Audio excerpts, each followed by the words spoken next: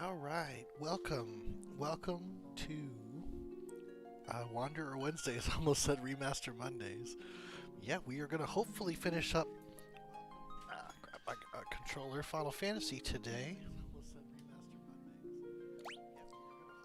Yeah, that is the hope. Oh, you know what I did? I did not plug this in. There we go. Always something. Alright. When we left off last time, we had accidentally sequence broke again, picking up the cube needed for the final, or the second to last dungeon. And we grabbed the fairy needed from the spring to start the next dungeon. Which we can now head over to now.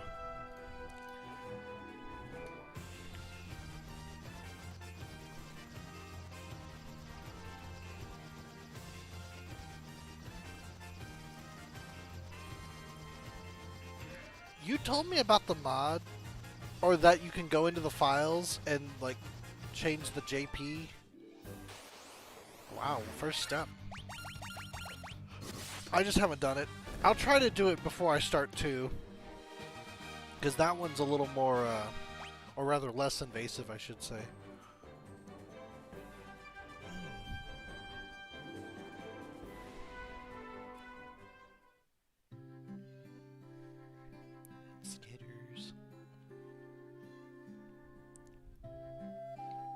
And the dungeon's right out of this town, so I'm going to go ahead and save here. I don't know if you can hear my Skittles down here. She's being very noisy because I got home.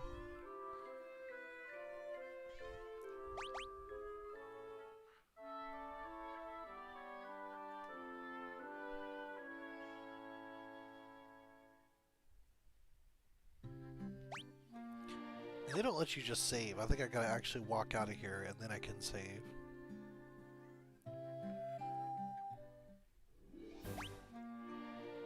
Ah yes, you're playing Breath of Fire 3. Oh man, that song in that dungeon is one of my favorites in the game. But then, that music in general I just really like. It's not, like... I feel like it needs time to grow with you, or grow in... Like, it needs time for you to grow into it. But, or develop a taste for it, but I think it's fantastic, personally. It's very gutsy to do something like that, but I think it works out. You have Oxyale! You're the ones we've been waiting for! Please save the mermaids! Wow, I don't remember that. Huh, I guess she was a ghost? Oh man, yeah, I think the music in that game is awesome, but I can understand that too. There's some people who like don't find it particularly exciting, so you know.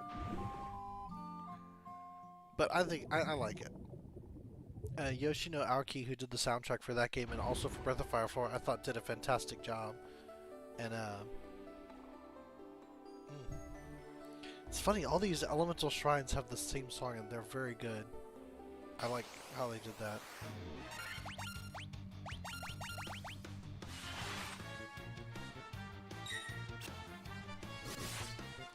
Yeah, last time we spent so much time, like, the early part sequence breaking and the latter part just being way too strong for everything. But I feel like now we're back in a spot where we might need to be a little bit cautious because we have the game now assumes that we have the class changes, so it's not like we're like having something we're not supposed to have, you know.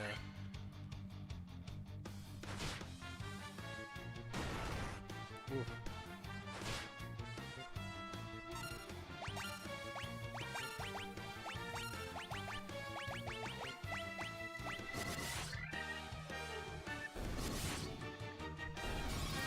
Yeah, I did.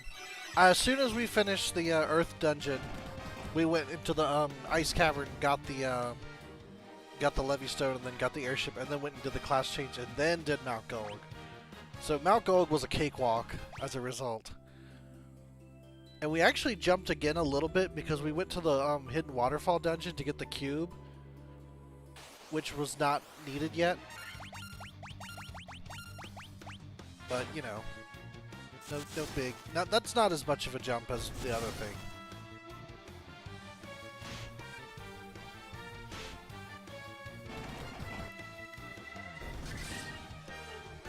I got some food on the way home, but traffic was so bad I barely made it in time. I did not get the chance to eat it, so I might eat it a little ways in here. Although I'm not going to subject that to you directly. I may just, you know, tilt the mic away a little while I do that. I'm sorry. I didn't know how long you were going to be.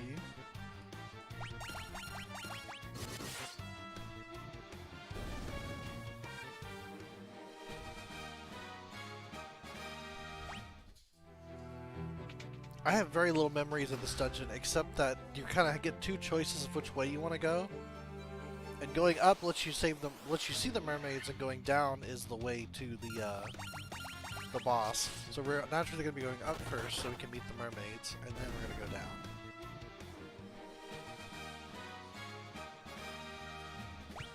I just remember there being a bunch of them. I don't know that I remember what they did. Okay, there's the way down. So we gotta find the way up.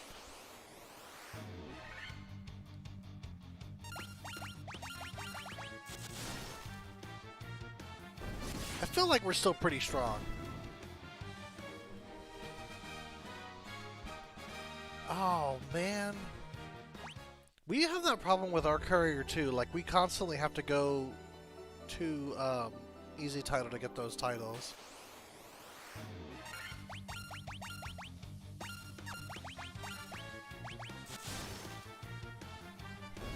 Yeah, I'm trying to pick up most of the items, although I think I may have missed some here or there.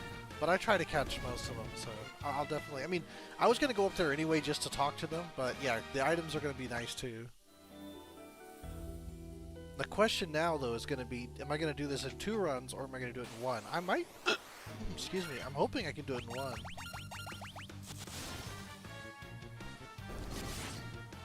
Oh, I got you a present!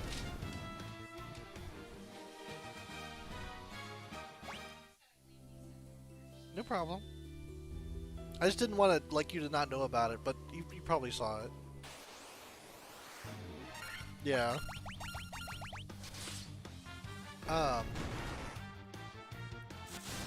Man, every time I see those rocky walls, I think of Final Fantasy VI.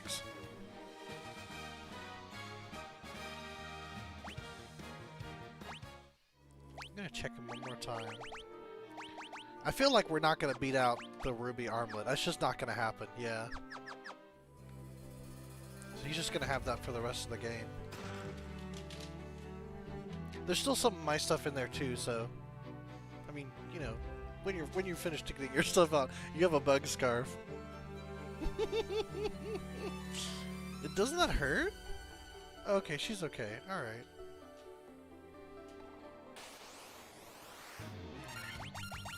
She was so whiny. I felt bad though. I had to hurry up. I couldn't even finish eating. Because traffic was so bad. And I forgot to call them, but I'll send a text and I'll try to call in the morning. I'm sorry. I was still driving when you, That's okay.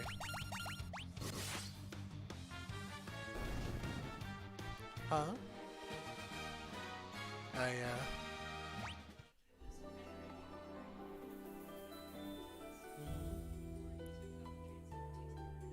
Yeah.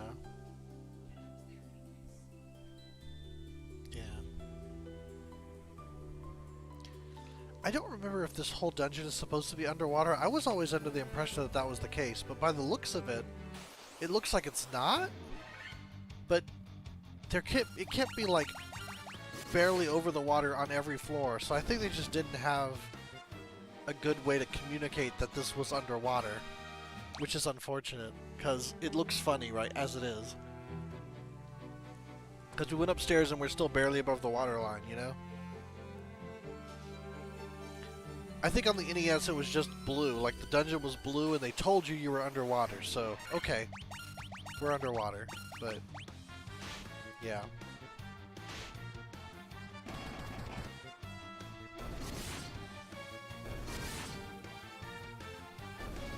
Sure. Either Easy Belly. Yeah. No, that part makes sense. Like, if that's where they were gonna go with it, like, you needed to survive the trip to the temple, okay, sure. But now that I'm here, like, why is it that every floor is barely above the waterline? Like, that doesn't make sense. Unless, like, there are pools. Like, we're just on this island, and there's a pool on every floor. But that just seems silly. And it doesn't seem to be flowing. Maybe it is flowing slowly. Oh, well, I don't know. It's hard to tell. Like, it could just be cascading down the whole dungeon. It's just not how I imagined it on the NES, but it could be that I just didn't remember it right. I guess it's a fine visual. I just think too much.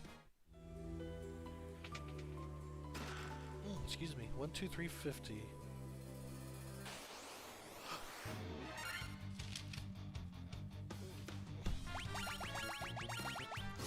I mentioned this earlier, but oh wow, they ran off. I might eat a little bit during the stream. I hope y'all don't mind. Which no one's complained yet, but still, I feel bad doing it. I know, right? I just got here so late. Stupid traffic was so bad. I stayed a little bit late because they did this thing different at work where they're gonna, instead of filing a third of the file, or instead of auditing a third of the file room, now they're gonna audit half the file room every week. So the amount of stuff that we're auditing has greatly increased. Nope.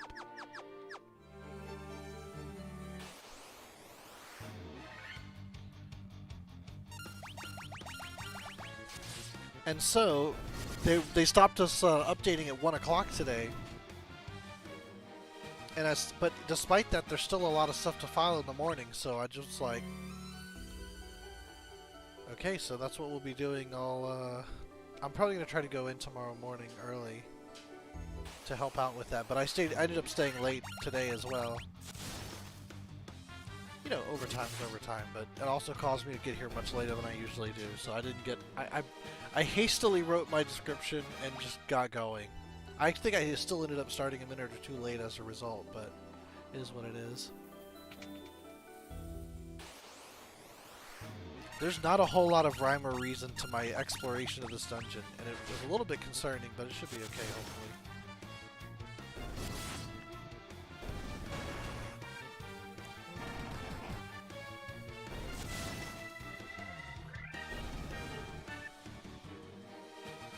It kinda is. I mean...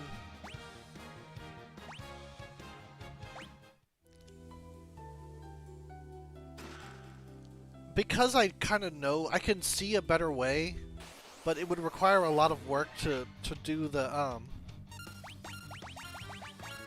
infrastructure differently in order to make it work. Like, it would be... like, instead of putting things in folders, we just don't, and the computer remembers where things are. That's how I would think ideally it would go. But we don't really have the infrastructure to do that. Like, we can scan them, sure, but we don't have a good way to store them afterward, and we don't have a way for the computer to retrieve them afterward. So we kind of do things this way because it's the only way we can. But I think if I had, like, a bunch of R&D budget and, like, time... and it's actually funny because I was looking over some of our positions that were, like, available for people to apply. And one of them was like automation robotics engineer, which was like, okay, what's that? As it turns out, it's someone who can code, but also someone who works with like a lot of mechanical parts to work on the vending machines. Which doesn't sound that exciting, but then it's a vending machine for cars. I don't know if you've ever seen one, but it's a unique deal, and they need to work on them, like innovate and what have you. But I was thinking, well, that's the kind of skill set I would want. Oh, hey, here's the mermaids. Oh, my prayers have been answered. So this is the top floor. If the sea... wait. If the light of the sea is lost, we will turn into sea foam and vanish forever. That's unfortunate. I feel like Flanchi appeared in bubbles. One of our friends went to see the world above and hasn't returned. I wonder what she's doing now. I hope she's alright.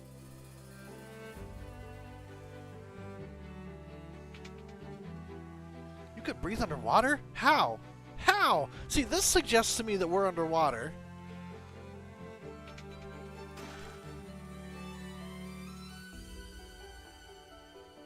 It's like the mermaid's shocked that you're here. And the fact that they're here. Save the sea, restore light to the water crystal. Ooh. There's a way to get there, I'm sure. Or is that just the first room that I didn't go to? Because I'm a genius. Okay, we'll go there in a minute. I didn't go in there? Are those the crystals the legends speak of? Just who are you? Who? What are you? Oh, nice!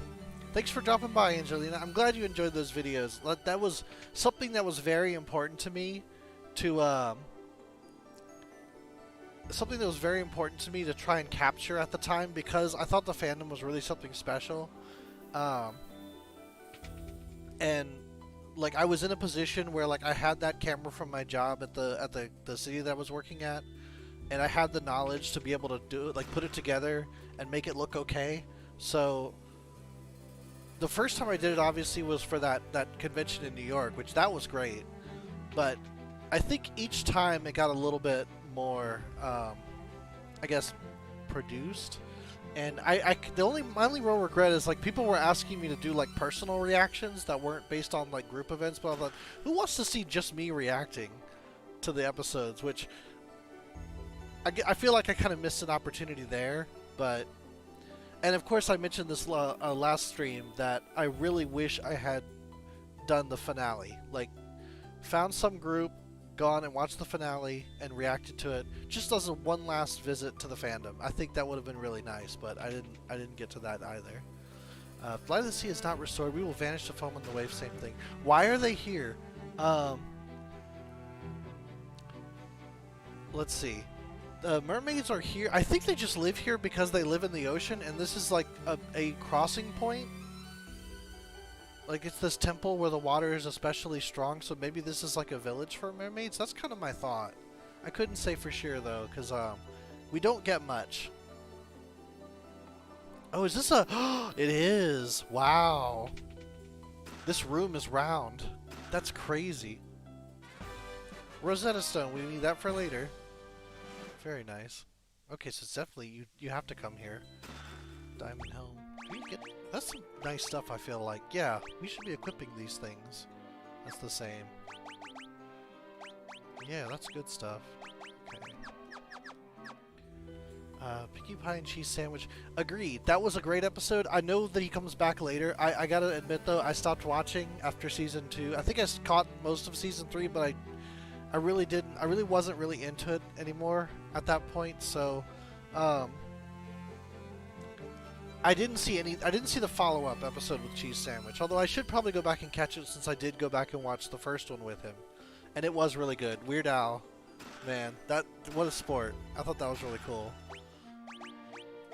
Diamond Armlet, who is that for?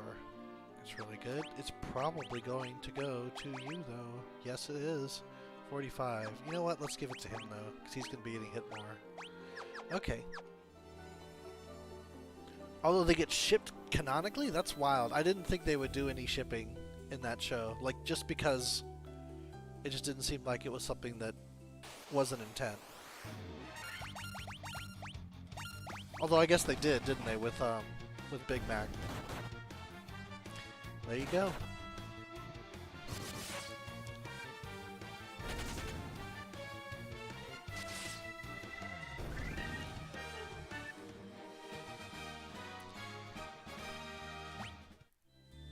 I feel less bad drinking soda on stream because y'all can't hear that.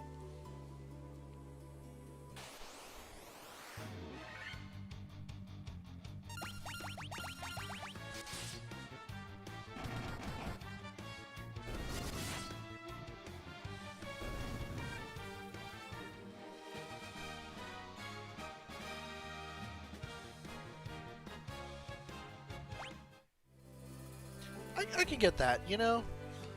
That's something I mentioned this last stream too with with Lauren Faust is that I really like what she's trying to do. I think her overall goal to like really show that there's all kinds of ways to be a girl and have like, you know, strong role models of all flavors. I think that's all great. And then I think it goes a little too far in not really showing, you know, the same side on the male side. But you know, the argument could be made that there's all kinds of media out there that will provide that, and it's true. But yeah, like I guess it's one of those things where like we're just not quite. I mean, I don't know. Maybe we will be soon. Because I think about it like more and more. Some things that I've enjoyed recently, like the Dragon Prince, I think does a pretty good job of splitting up the like heroes and the flaws like in a way that's equitable, if that makes sense.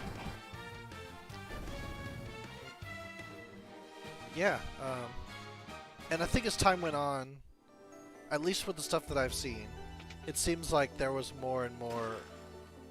Oh man, there's some good stuff here.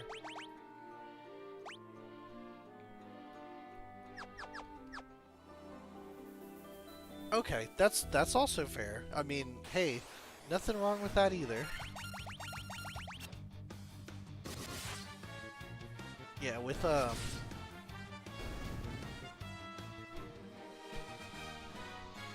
good.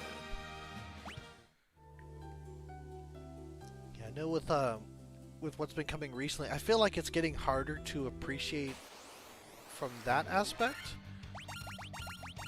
which is kind of unfortunate in its own right, although I guess we'll always have the old standbys to a degree. It really just depends, I guess. Like, I don't know, it's a difficult subject for me to talk about because it's like there's all kinds of tastes and all kinds of, you know, things out there, and it's not like something has to cater, it's just, you know, it is what it is.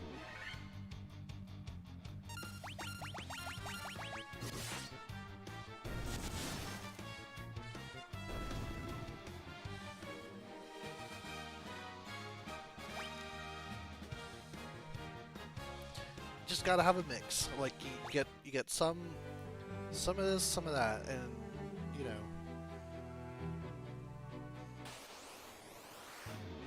Really, as long as they're written well and they're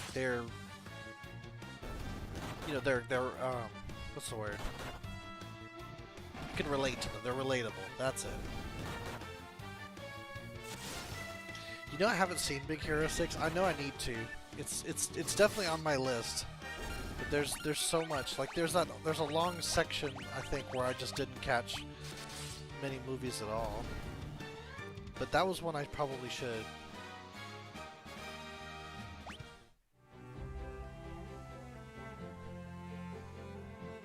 I mean, I have Disney Plus now, so why not? You know what it is? I don't have a lot of time. I do so much working now. Hopefully that'll change. Maybe early next year. Ah, okay. Very nice. I remember that movie. I want to say I've seen it, but I cannot tell you for the life of me where, and I can't tell you what the plot is. So I think maybe I haven't seen it. I just think I have. So I probably haven't seen it. It's funny. I think when September came along, they started playing more movies at work. And for a while there, it was a lot of Halloween movies, which I thought was probably not the smartest thing, because we're going to burn through all the good ones before we even get to October. So they just kind of started playing other stuff. And Treasure Planet was on right at the end of the day, and I really liked that film. I probably should be paying a little more attention, because I'm getting beat up here. There's a point where I don't like letting my HP get below 250. Then it starts to make me worry a little bit. Where was the stairwell here? I feel like I've walked through this whole place now.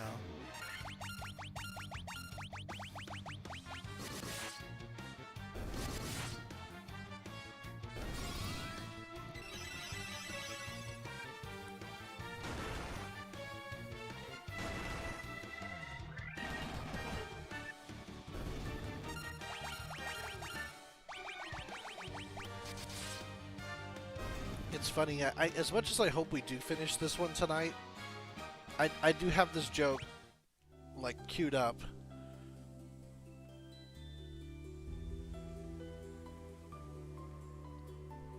Oh man, I think they designed those ponies to be the maximum amount of lovable possible, and I think Pinkie Pie really connects with me as well.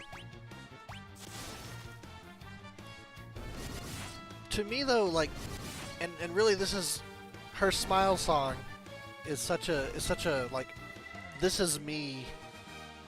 I guess like anthem for her. And like, I think the main reason I like her is what she sings about in that song. So I think that actually solidified it for me, because I think I liked Rainbow Dash more at first, but because Pinkie, I think in the first season she hadn't quite. I mean, I don't think I dislike any of them, but she hadn't solidified her spot as my favorite yet. Until the Smile song. That did it. Even though I guess she was a little annoying in that one too. It's been a long time. I'm probably gonna rewatch it soonish. At least the parts that I have seen. I gotta tell you, when it came on Netflix, I tried to watch the rest of season 4 and I just couldn't. It just didn't do it for me. I couldn't do it. So I don't see myself going through and like watching all 9 seasons or something like that. I might watch the finale, and I might try to catch things that were like noteworthy, because I think there was one with Patton Oswalt, which I'm curious about. But aside from that, it's probably not going to happen. Where's the stairwell?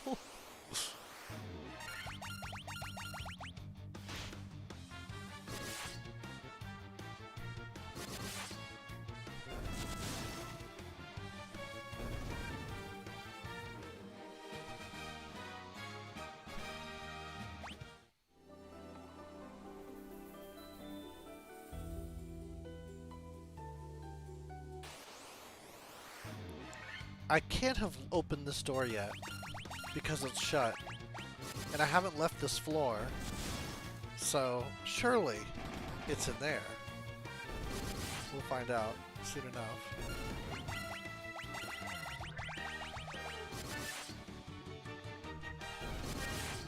That's it.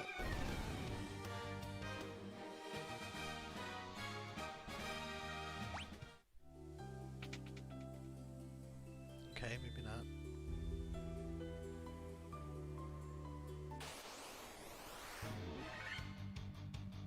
Oh, I learned something also between this last session and today, is that Red Wizard can learn Exit, where a Red Mage could not, so I may have to go back to that shop and see if I can buy it now, where I couldn't before.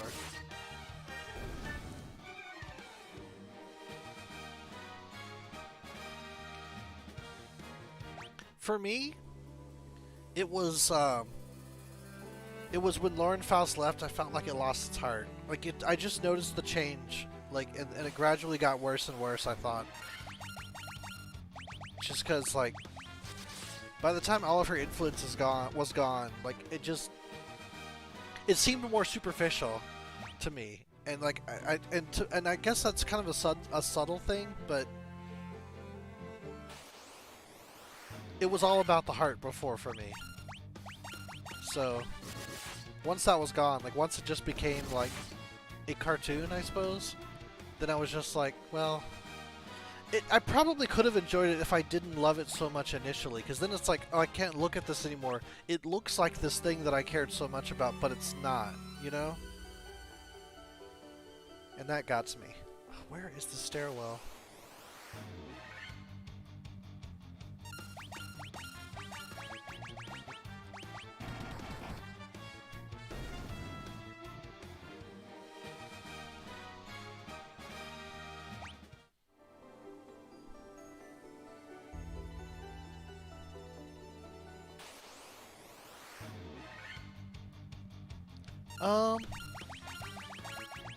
Honestly, I think that was,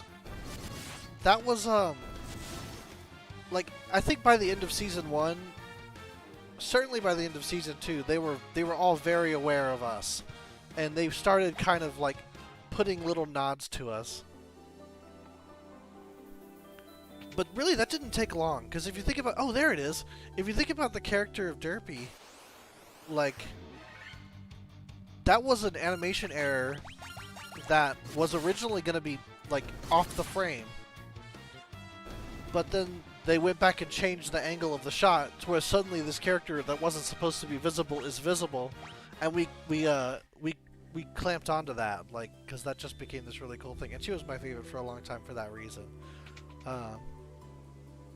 Okay, I remember where this stairwell is. And as soon as like they realized, the director in particular, Jason Thiessen, as soon as he realized that was the case, and this is actually probably in my video, they went back and he would make animation notes saying, "Wait, mess her eyes up," or like give her the eyes being uneven. And it's like, okay, so that's that just became that character, even though she was a background pony. Like, you'll see in the earlier episodes after the first one, where she'll be just there and her eyes will be normal. But then they're not. But that's like, then that's when she gained her identity. Like, suddenly her appearances became special. Like, she became an Easter egg instead of like a background pony. Like, that asset was no longer used for that purpose. And I think that's cool. But that's where, like, it probably should have stayed. Once they kind of figured out what we liked or what people like freaked out about, then they started trying to like put that in more and more. Like, I don't know if you remember DJ Pone 3 or Final Scratch, the background pony that was in the season 1 finale, because they just needed a DJ pony. And then like the fandom just latched onto her. So then they put her in the season 2 finale. That was just a nod to the fans. Those are just kind of the big examples I could think of, but I don't think that messed anything up necessarily. It just kind of was a thing. And I guess I can see how they might have run away with it later. I mean, I feel like Cheese Sandwich could be indicative of that, like, but I also know that Jason Thiessen and Weird Al were friends, so it's not completely beyond the realm of possibility that he just wanted to do it. And I believe that Patton Oswalt, like, his daughter was just really into it, and then he got really into it. I saw that, yeah. There's some guys on there, so I was like, okay. I don't know if I'm gonna. I mean, I guess I'll watch it. I don't, or I'll sample it. I don't know. It to me seems like it's probably gonna be more of what it became.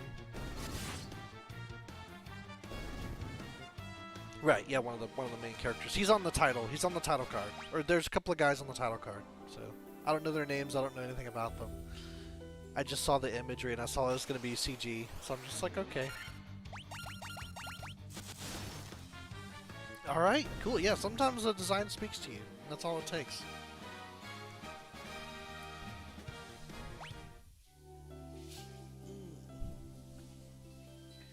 This is a floor I haven't been to yet, so I need to be a little more attentive.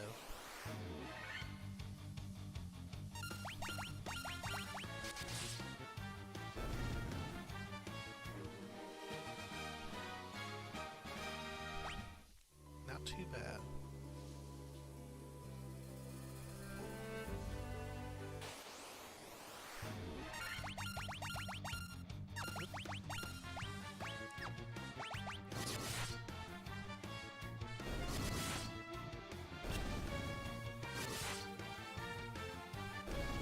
I think what's exciting me more, as far as like on the cartoon front, is Kid Cosmic getting a second season. I haven't, I pretty much binged the first season, but I haven't seen any of the second season yet. That's the way back. But I plan to watch it hopefully soonish. Once again, you know, time.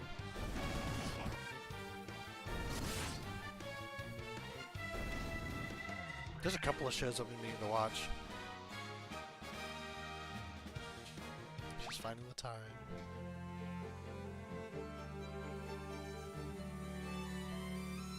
But yeah, G5 is... Oh, is that the way forward?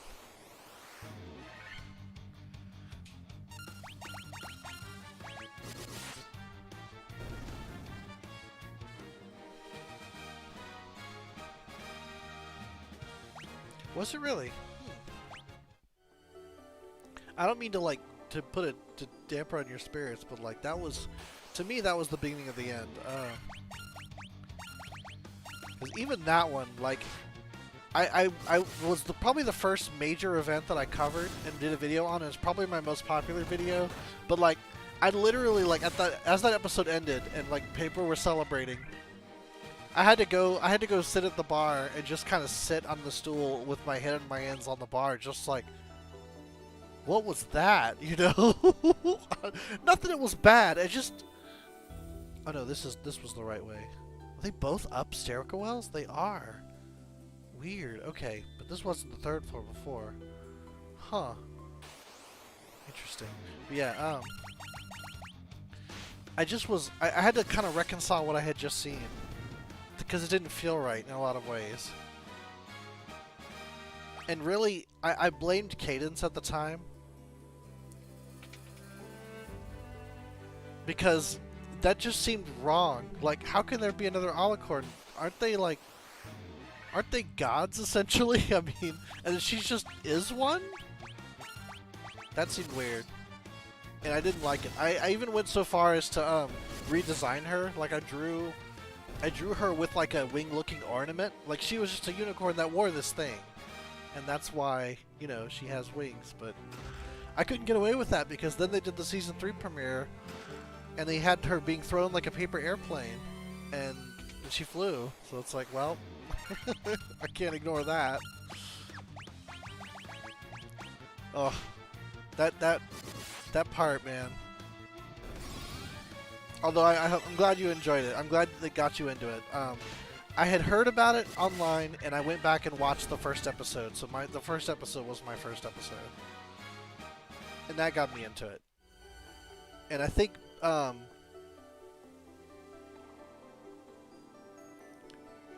see, yeah, I know they covered it, and I actually bought one of the books, not the Celestia and Luna one, but the one about the elements of harmony. And I'm sure it goes into it. I don't remember all the lore. It was a very big part of my life at one time, but it feels like a lifetime ago, honestly. I mean, talking about it is kind of nostalgic, but though in my mind, Celestia was the sun and Luna was the moon. So they were both billions of years old, and we're gonna live for billions of years longer. But, you know, that's just how I like to look at it.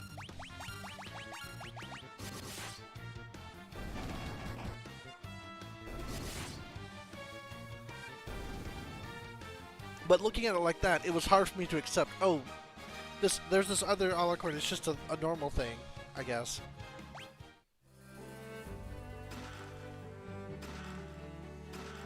Oh, another ribbon. Who gets this one? Who gets this one? Who got the last one? Oh, I guess Hat did. Okay, so Master, you can have it. That's gonna hurt you. Oh, but it's too good not to wear. I'm just gonna give it to him. Does that make you... No, it doesn't. Okay.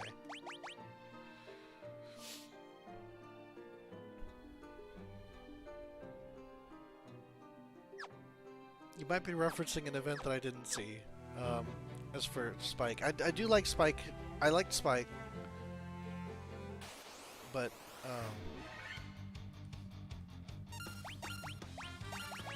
unless that was the Season 3 premiere and I just don't remember what happens in it, which is also possible.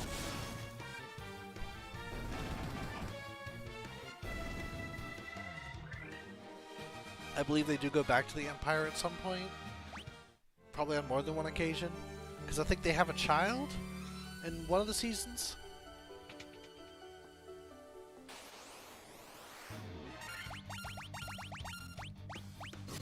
What skitters?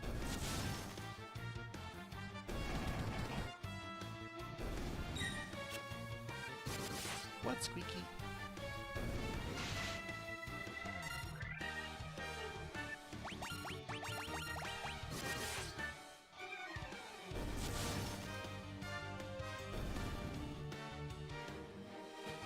Okay. Yeah, they did have a child.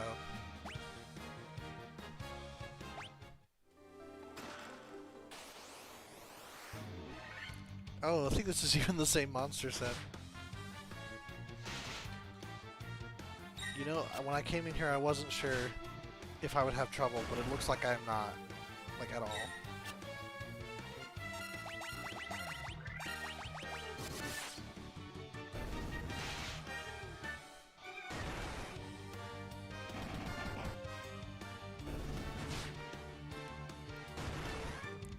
I believe all of my ice has melted.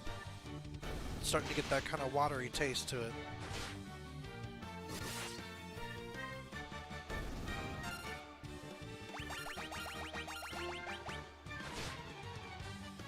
I gotta say, I'm gonna be happy when I'm finished with this 3-row nonsense. Like, that's...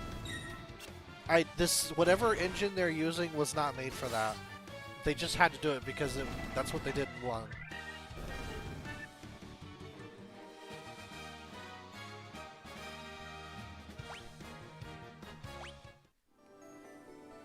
With a light axe. I've already forgotten which direction I'm going. Seems like we're doing this up and down business.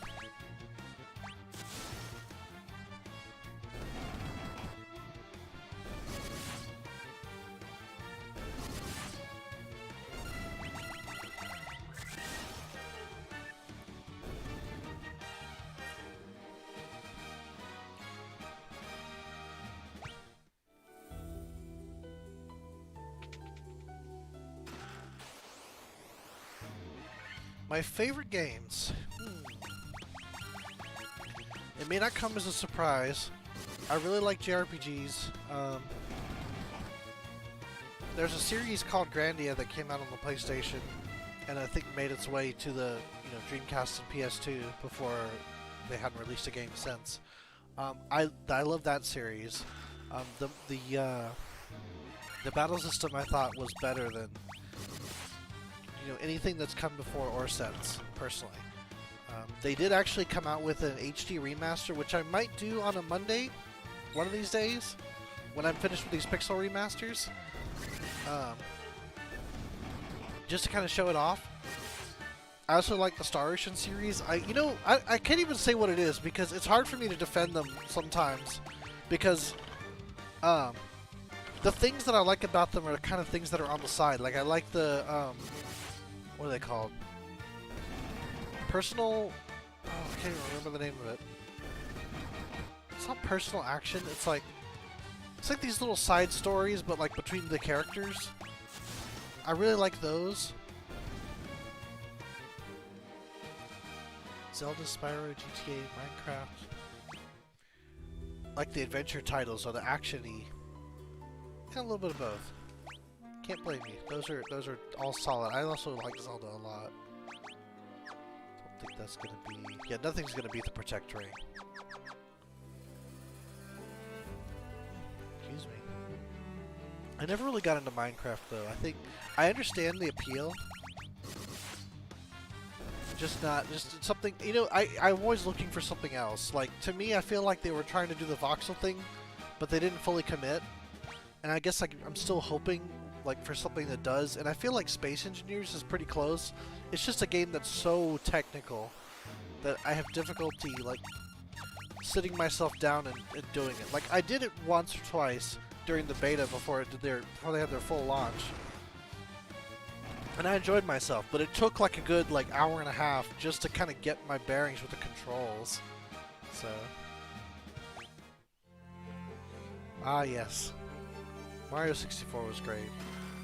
Man, I don't know if you recall, but they did an anniversary thing where they temporarily offered the 3D All-Stars games on the was it the Switch? I guess it must have been. But you can't get it now, which I thought was really uncool.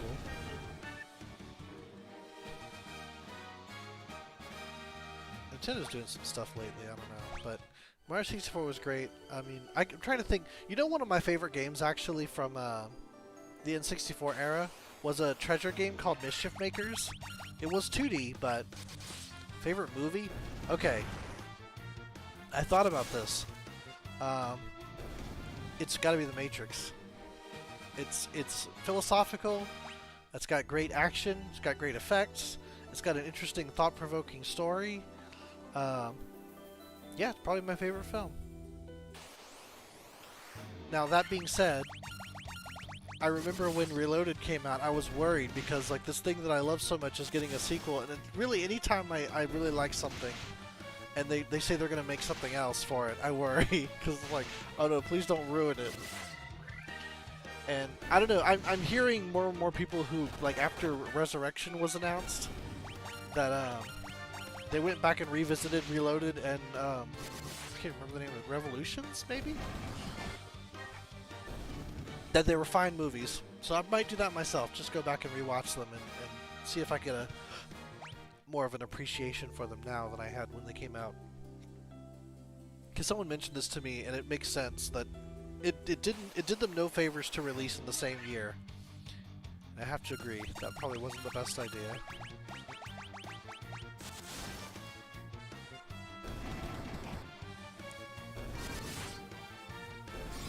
Although I have many movies that I enjoy, I think that would have to be my favorite.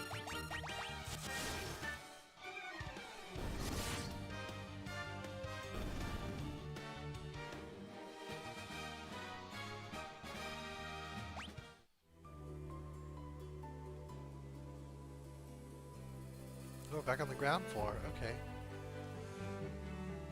Oh no, I don't think we've ever been to the ground floor. Because I think we started at like floor 3 or something. Pretty wild. This dungeon's weird. Now, I'm sure you could have guessed by what I'm playing, but I'm a huge fan of the Final Fantasy series, and I actually picked up this trilogy because it's the only way you can play Final Fantasy 1 and Final Fantasy 2 legally on PC. And so I wanted to pick them up for that reason. But I was excited about 3 in particular because it's the first time we've gotten anything that's like the NES version officially, with a translation and everything. And we'd only gotten the DS version, which I didn't really like as a remake. But unfortunately, they did some of the remake stuff on Pixel Remaster, so I still consider the NES version to be the definitive version, but that's why I got into it. But once I heard these arrangements, the music themes, I said I was going to play all 6 of them, because to me the music is what this Pixel Remaster brings to the franchise.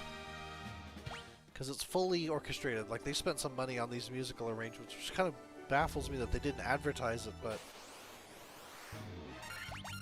I know I've told that story many times. In fact, as much as I do hope we're going to finish this tonight, I don't know if we will. Just because this dungeon's taking a long time. Of course, if you try to break down the numbers, we got 3 dungeons and 3 hours. So if I finish in the next 10 minutes, and I already have the cube, I can go right to the next one. You know, maybe. Who knows?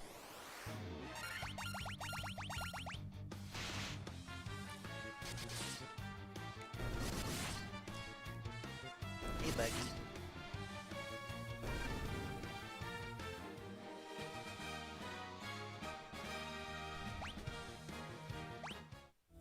What about you? What's your favorite movie?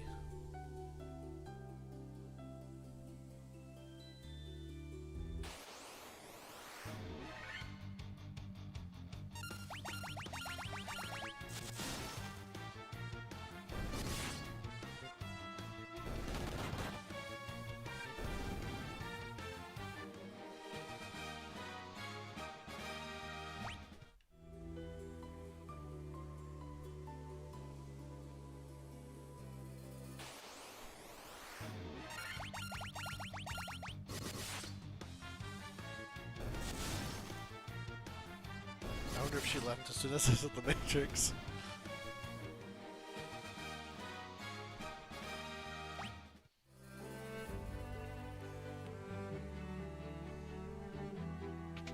I think this is the end. Oh, maybe not.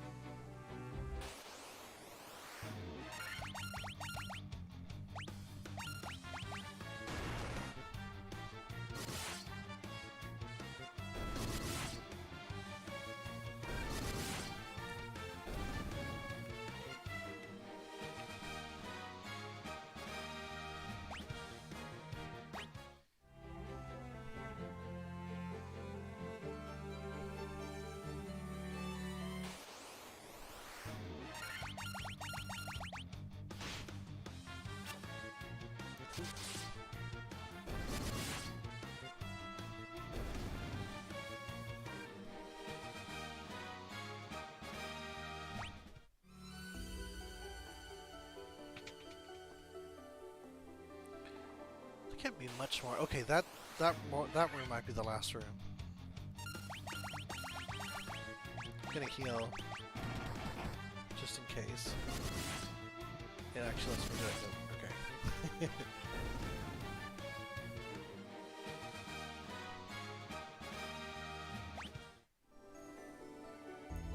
Alright. That's just all the way around. Oh yeah, okay, this is it. Hello, Squeaky. Skitters decided to join us. Hello, Buggy.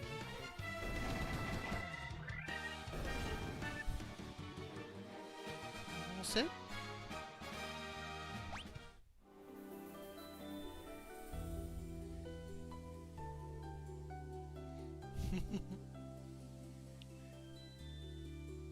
Let's go ahead and heal up a little bit. Get us above 300 at least. Alright. You humans do impress. I would not have thought to see you here.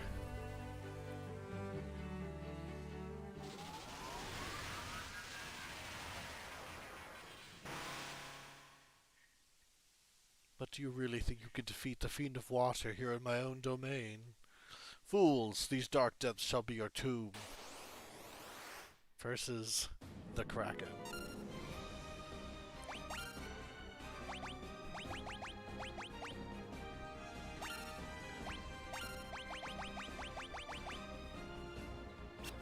Oop. That's probably a dark... Oh man, that did so little damage.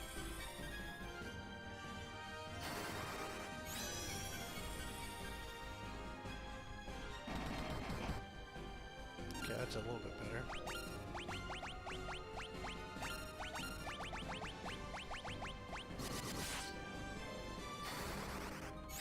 I may have to use magic on him.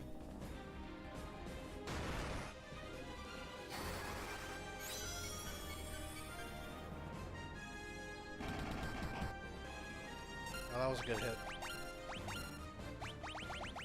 Let's do some Thundaga. See how that does. I'm gonna do that first. Be a little defensive.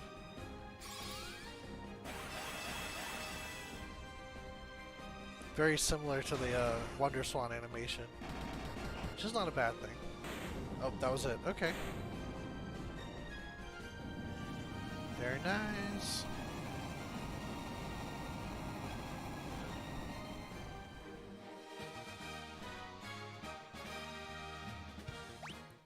Actually, yeah, we're just in hour 1. I think we might do this.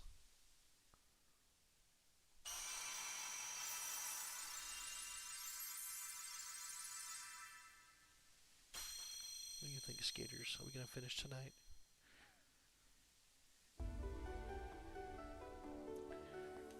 This is the altar of water from which the power of water flows forth.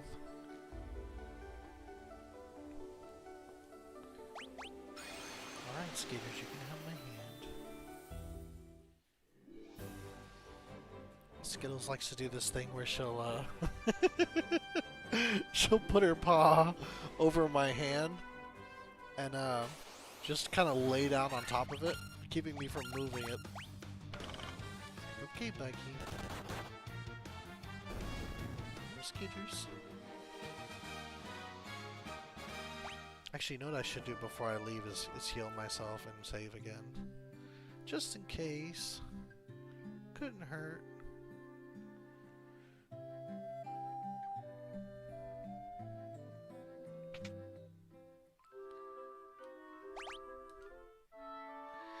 Boogie boo.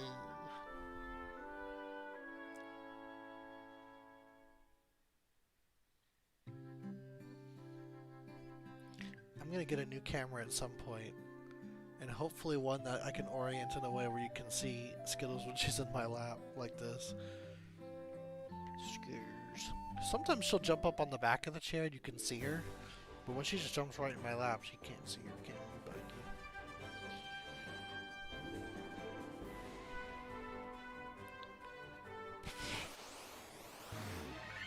Oh, dragons.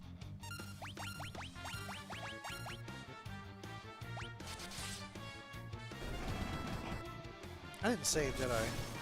Hopefully I can save. Cool. No damage.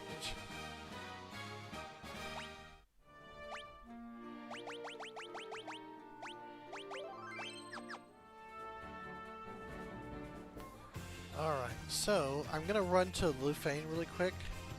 Oh no, first I gotta go to the Earth Village so we can actually translate the Rosetta Stone. And then we'll go to the Lufane. I think there's some good shops there before we go to the final area. Or before we go to the penultimate dungeon, I'll call it. Because that would be accurate. Where? There he is.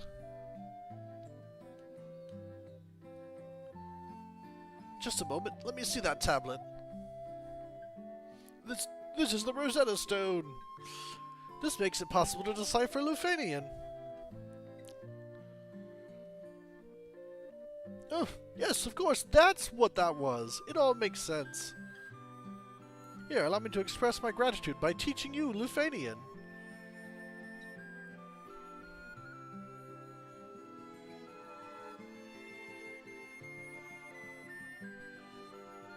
There! Now you can speak Lufanian too! That was a 2-year montage, where they just kind of talk to each other in Lufanian. Excuse me. 2 years it completely immersed is roughly how long it takes to get to where you're like fluent to the point of absurdity. Like I would say, so fluent you may as well be a local.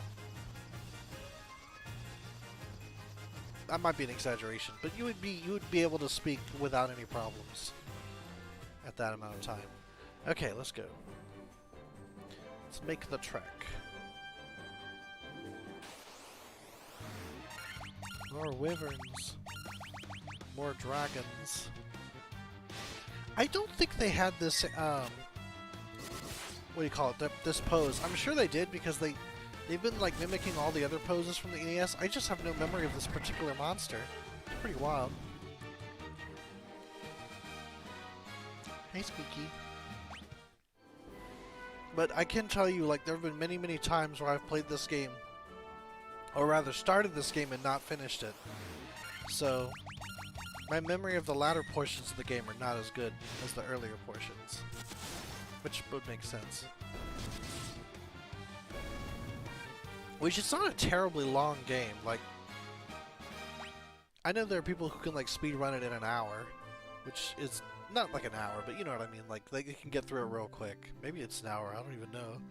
We are the Lufanians, the descendants of the race that once lived among the clouds, the Sky People. You could use you use a vessel you call an airship. It was built by one of our ancestors, a man by the name of Sid. That was actually something they changed for the remake, because he didn't have a name. He just said that their people were the ones who designed airships. Sid came along, I don't know exactly when, but I know in the US it was for the PlayStation version, I believe. We have a legend that's been passed down through many generations. According to this legend, 400 years after the fall of the civilization in the sky, warriors bearing light will come forth to save our people. The light bearers, the legend is true. So these guys were the origin of the legend, which is curious. I guess if you try to take Dissidia's story into account, like you think of 400 years ago there was that war that destroyed the world. 400 years ago we built a civilization of the highest order. Even beyond the skies we reached. However, that has not been history now. Yep, ancient civilization that was destroyed. The world is composed of 4 forces: fire, earth, water, and wind. Of these, we show greatest prowess with the power of wind. High in the sky, we set a castle afloat in the azure sea of stars. The flying castle floats on a blue sea of stars beyond the sky. So it's in space. That's wild. The sky people would pass on their memories from one generation to the next through rituals. But 400 years is a very long time, and those memories have begun to fade. It's not that long. I mean, it is, but you know what I mean. Could the mechanical beings our ancestors created still function? At least one did. If you're curious, this is the point where you learn about the cube and go get it. I did it early, so it's actually in the last episode. The castle that floats high above the clouds was once the home of our ancestors. The Mirage Tower is the gateway to that castle. Maybe that's what I'll call the space elevator, the Mirage Tower. We came to believe that there was another entity controlling the 4 fiends. To ascertain its location, we sent out 5 warriors, but much time has passed since we heard from them. I hope no harm has befallen them. 5 Lufanian warriors, the Sky Warriors. We placed our last hope in the 5 warriors we sent out. It's been said they fell victim to the curse of the fiends and were turned into bats. Okay, well there you go. Tiamat blocks the power of wind, the source of the Sky People's strength. Before you leave, legendary warriors, take this chime with you. It will grant you passage into the Mirage Tower. Okay, we had to come here.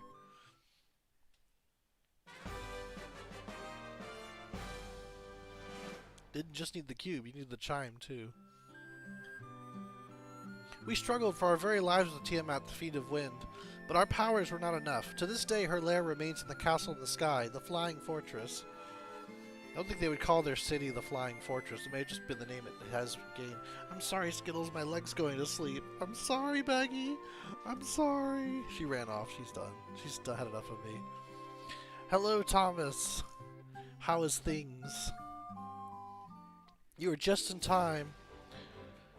That was pointless. I thought there was a shop. Maybe there is, I just didn't see it.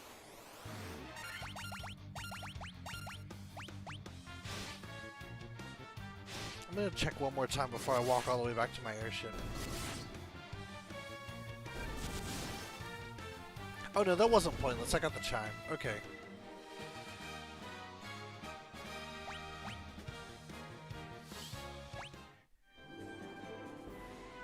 It saddens me, like, and that's kind of a relic of the NES version, where like the statue gain are randomized, so you're not guaranteed anything. I don't think there's anything beyond the walls here. It's just more city.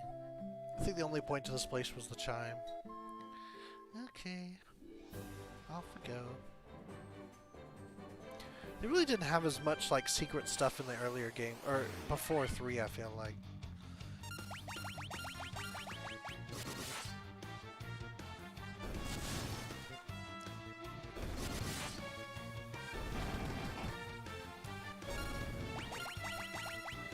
Okay.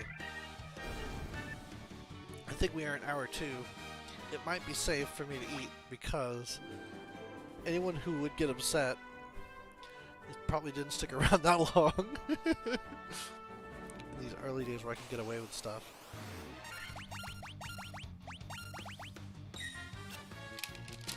Oh. This is a soggy mess. Alright.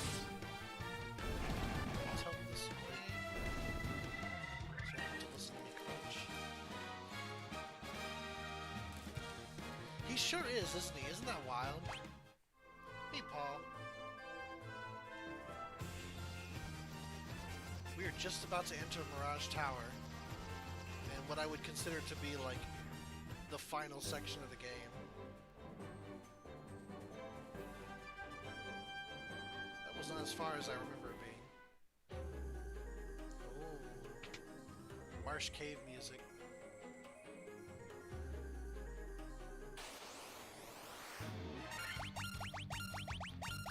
They're just robots, huh?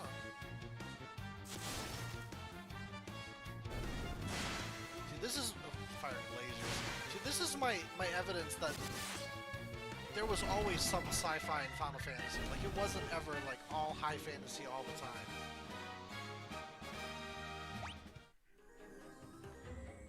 Because this game had robots and like things in space. Master, we have waited so long. Chimeras. This is very Allegon.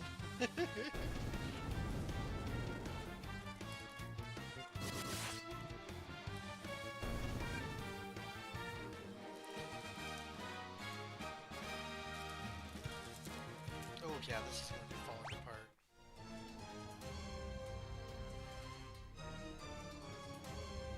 Here's where all the treasure is. There we go. The were-tigers. The art for these monsters are so cool, but it doesn't look right in this game. It's just kind of funny.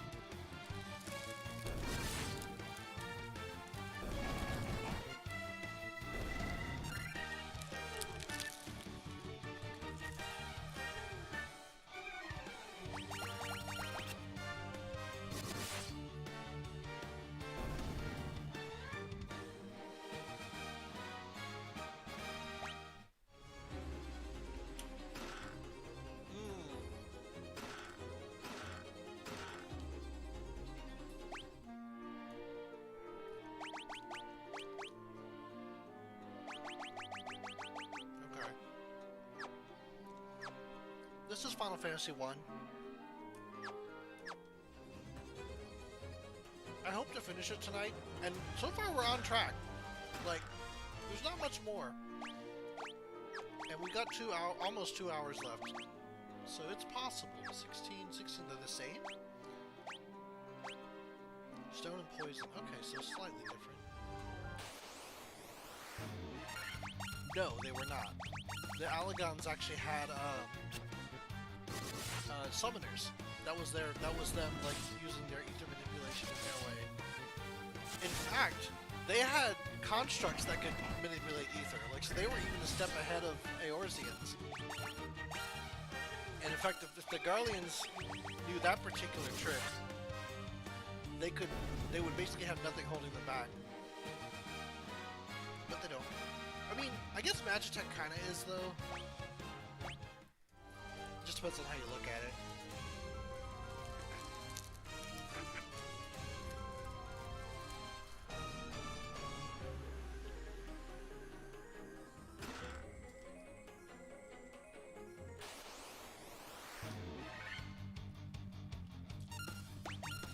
It's funny, I've talked about that when playing Final Fantasy 3. In these early games, the diamond stuff was the best. Maximum hardness. Never mind that it would shatter like glass if you smack it hard enough, and it would be the heaviest thing ever. And it would be terribly uncomfortable. Don't worry about it. Do I need to go on the outside, maybe?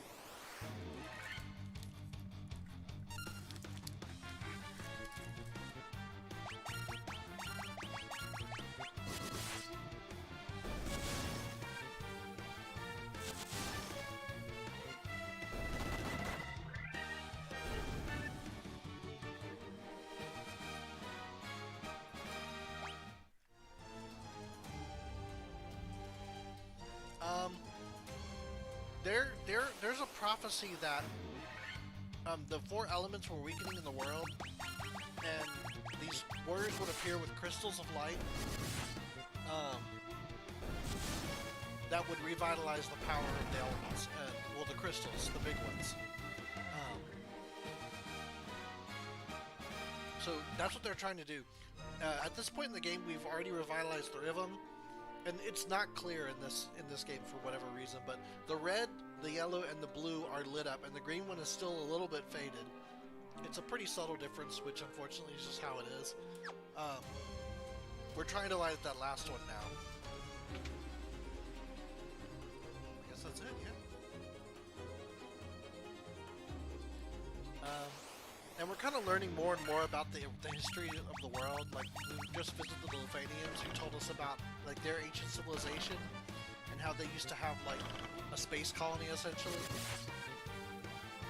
But Tiamat destroyed them and is blocking the power of wind from their space colony, so that's where we're going now.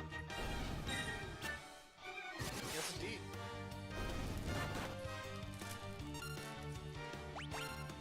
Yeah, the story element, like the realism, or I guess where they were going for more realism in the story, didn't really come about till 2.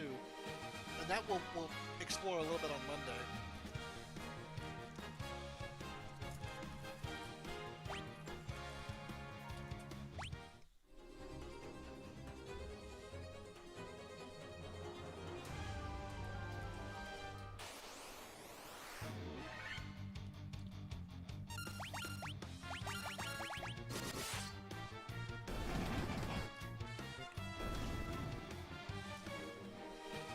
This has to do with my concept for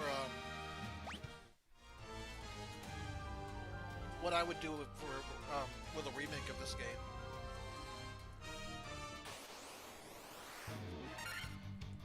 There'd be the one character, and then he would summon 3 warriors from other worlds to help him, and they would have nicknames. So this isn't a 4 adventurers. This is one adventurer and the crystal that generates 3 heroes that he can summon to help him out.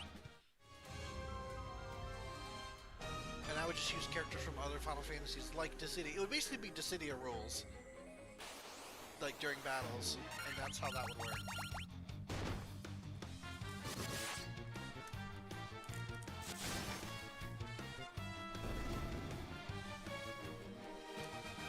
And that's why I named the other 3 that way. Because they're literally nicknames. Or placeholder names.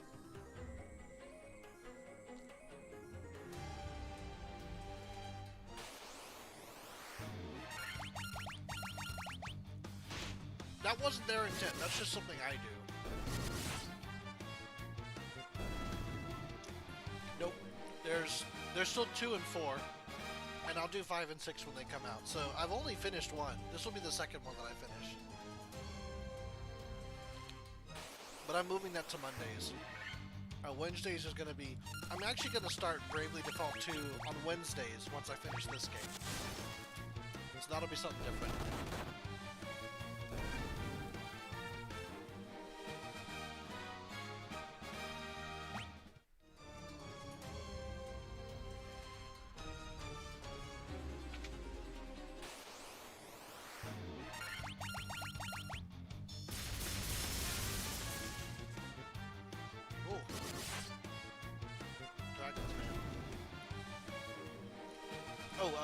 Bravely Default 2. It came out on Steam, can you believe it? I didn't even know it was coming out on Steam. And yet here it is. Pretty wild. Oh, that was the best hammer in the game.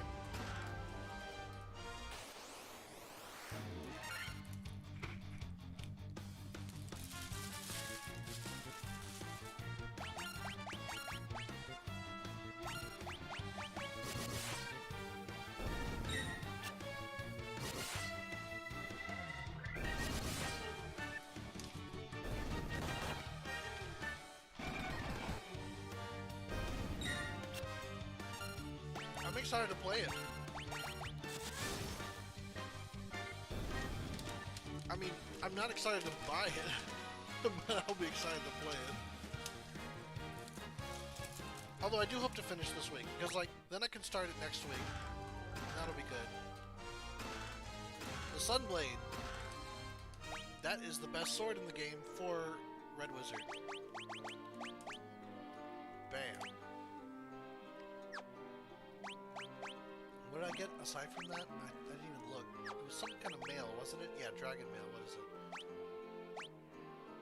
Guards against fire and ice. Who can equip it? Anyone else? Nope. Nope. Okay, so it's him only. Guards against lightning. I guess I'll keep that.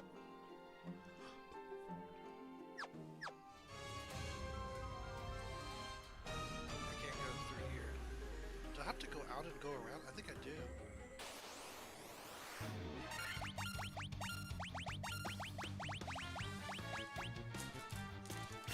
Man, this is cool.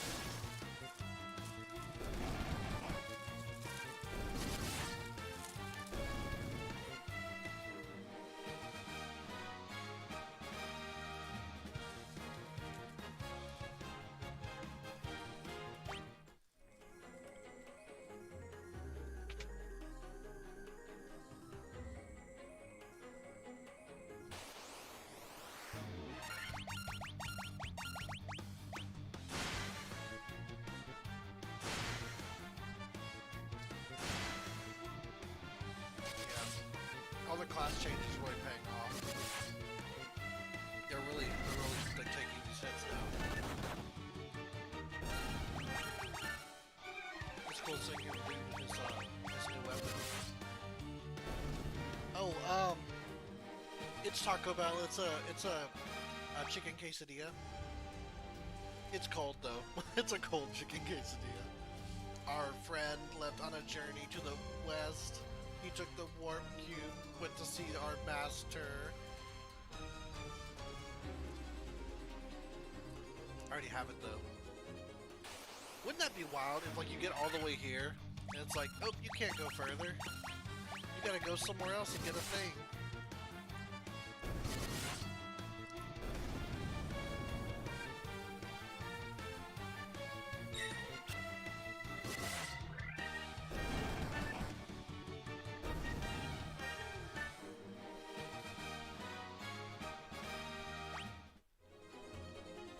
I stopped by Taco Bell on the way home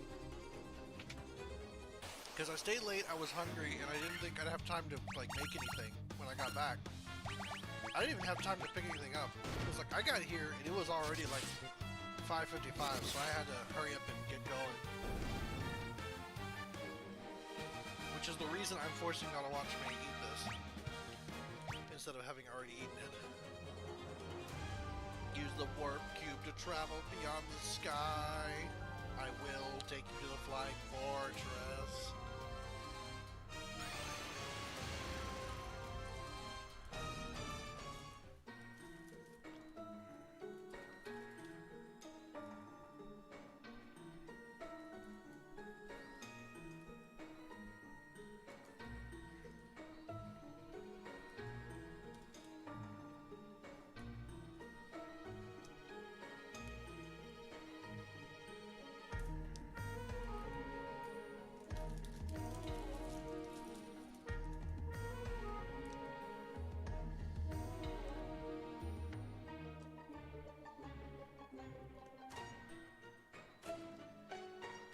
Wow.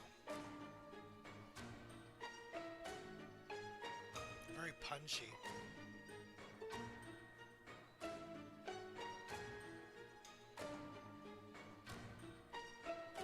Seems almost militant, doesn't it?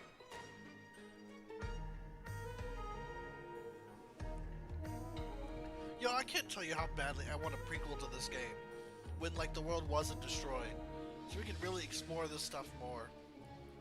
That's actually set in this world, not set in another Dissidia construct world, you know? Very cool. I like it. Oh man, this parallax background is a nice touch. But yeah, like, this is why I'm doing all 6 games. Like, I'll have to stop whenever I hear a new remix, because it just, like, blows me away. Like, you know, Uematsu did such a good job with these arrangements, and then bringing in a real orchestra. What is that? Bringing in a real orchestra to come in and do it is just also really great. Oh, Scourge, oh boy. Alright, is that any good? Well, let me try on him. Yeah. He's got his best weapon.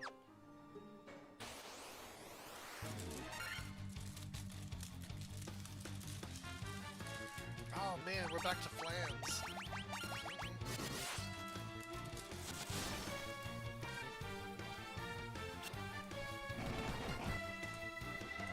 This is a reference to a much later game.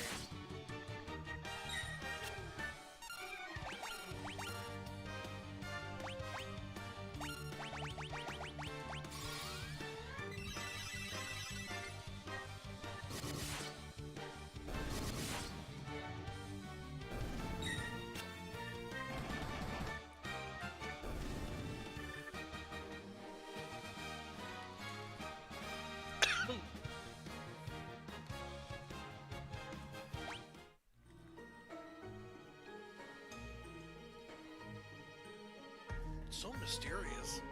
Ah, I really like this arrangement.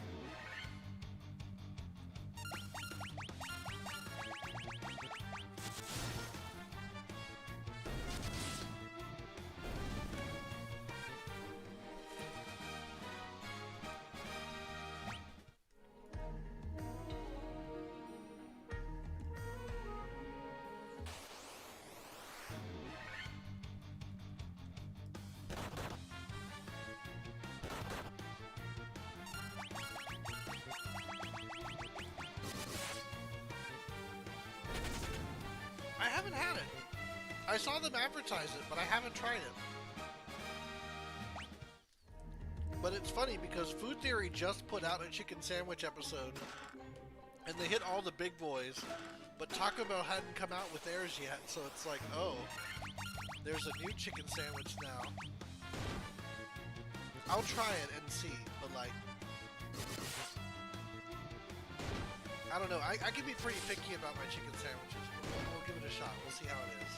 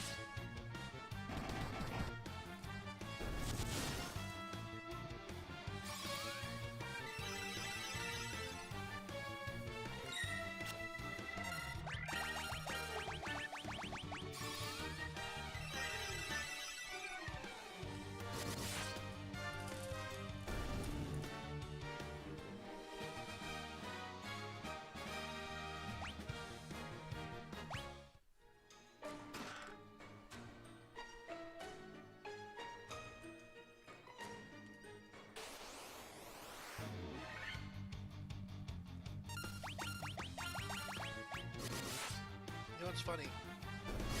I always think of Final Fantasy III of having that point in the game where you level so fast you can't even keep up with it anymore.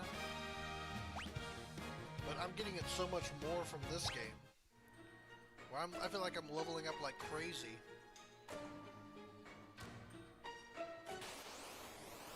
Like, I don't even remember the 30s, they just blew by. I'm already in the 40s.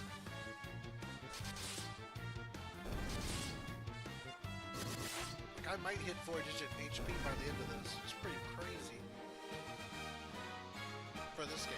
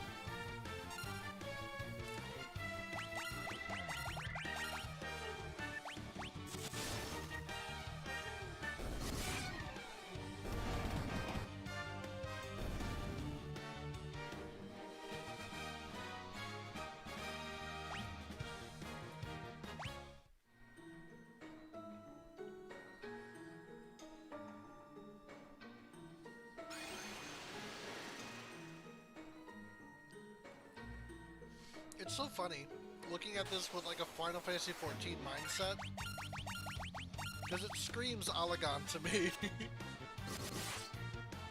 Like all the like lines and the glowy bits and the geometry of like the architecture.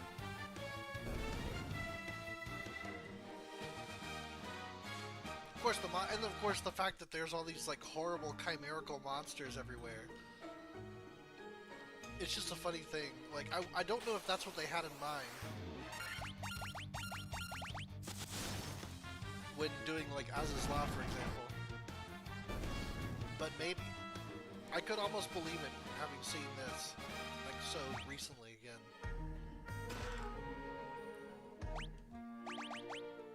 Yeah, nothing beats the Protect Ring. Okay.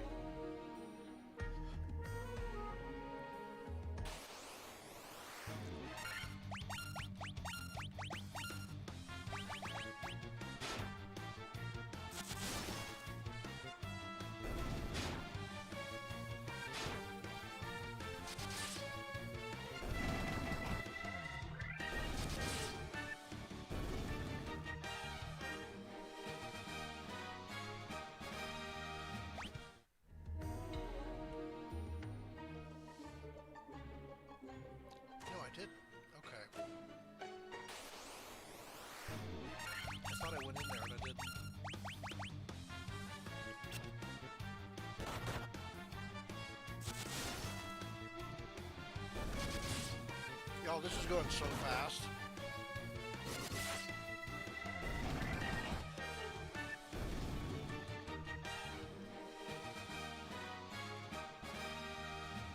Nice. Well, let me know how it is. Which I guess will be next Monday, or, you know, maybe in the Discord. But I was gonna say, like, with the rate I'm moving, I think not only are we gonna finish tonight, we're gonna have, like, time afterward. Like, I don't know what we're gonna do.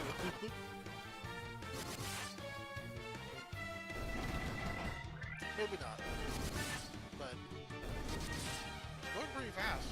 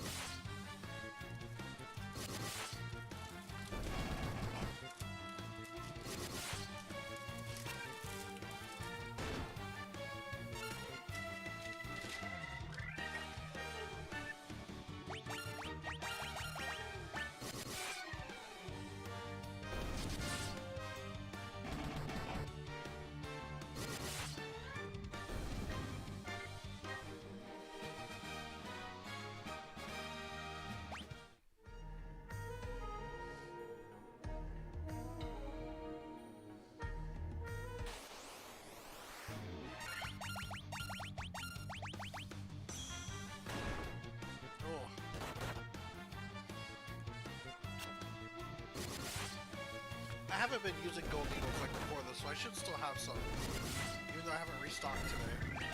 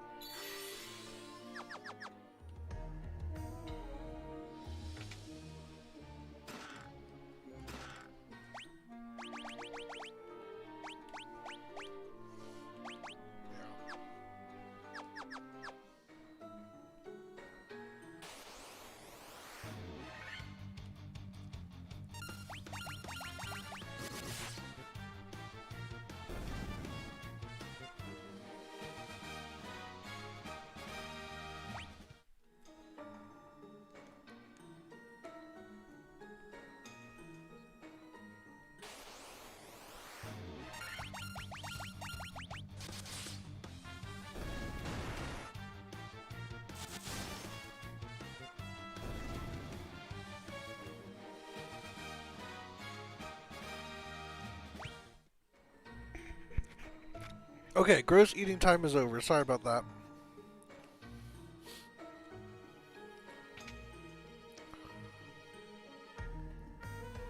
Adamantite. We need that to make his best weapon in the game, the Knight Sid's.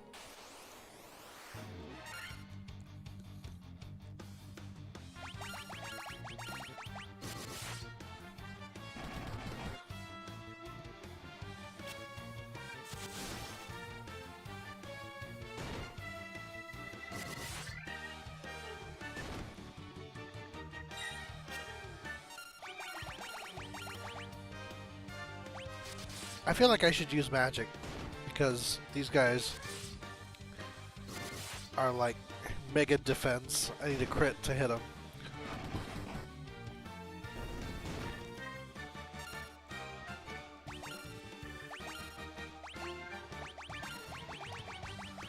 Where's my Thor's hammer? There it is.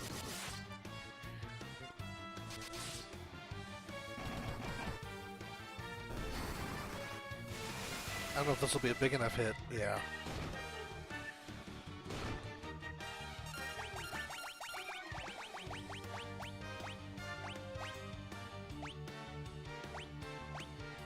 Bizarra. Visra. Stick with Thundara.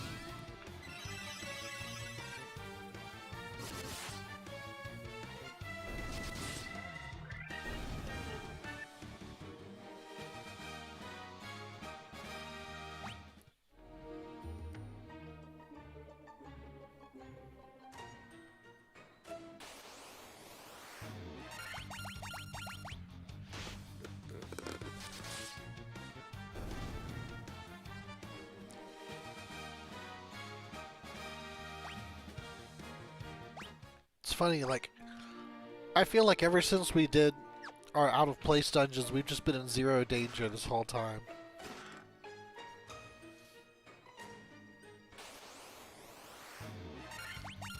But that actually works for our purposes.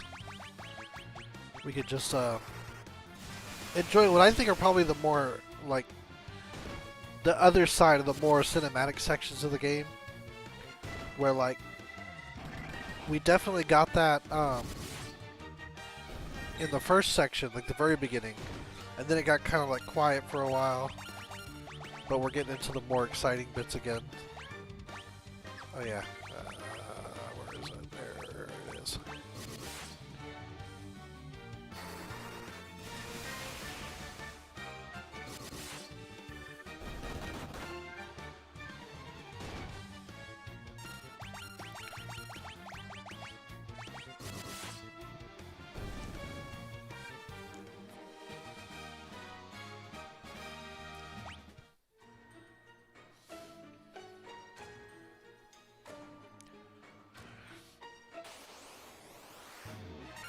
Oh! We found an evil eye.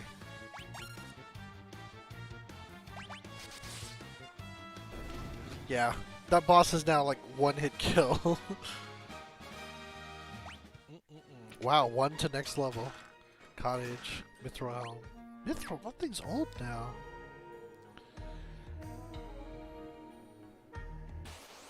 Some of these boxes are weird.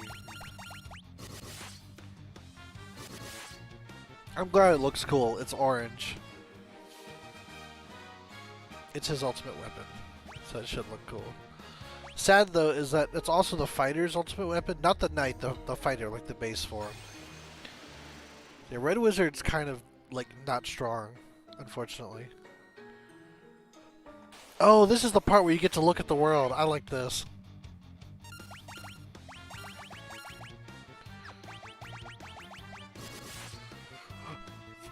Excuse me.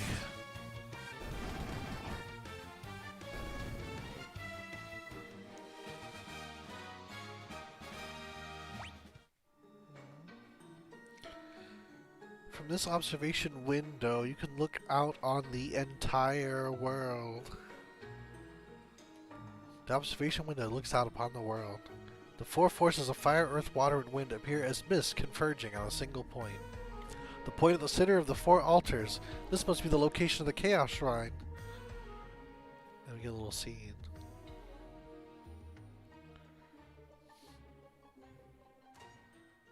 I thought that was always pretty cool how that worked out. Yeah, but I don't know. I mean,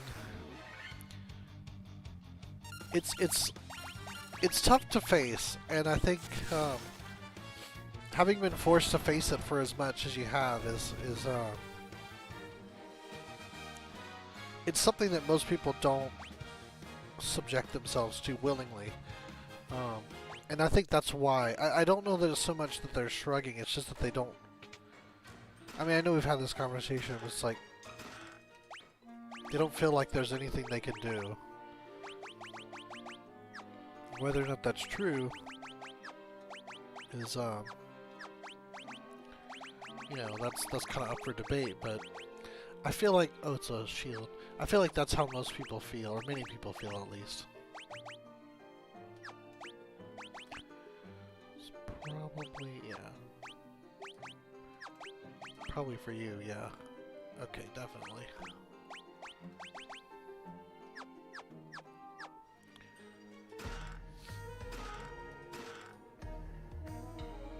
But, like I said, I mean, it can be a powerful motivator, and I think you will, you know, because like you have a sense of clarity to what you're seeing. What now? Am I misunderstanding?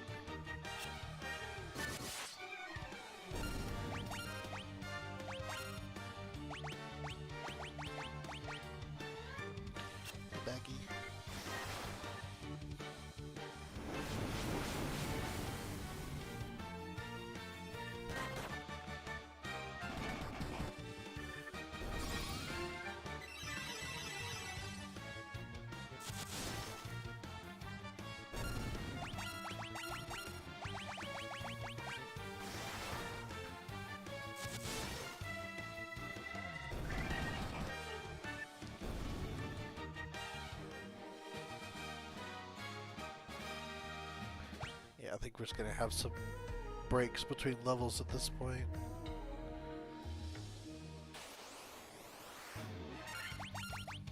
The Vampire Lord.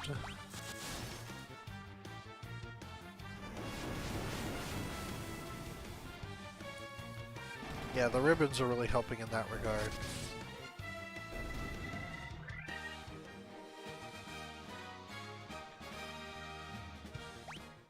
See, we can't know that for sure. And if you believe that about people, analyzing Tiamat, no known weakness. That's true, there's no weaknesses,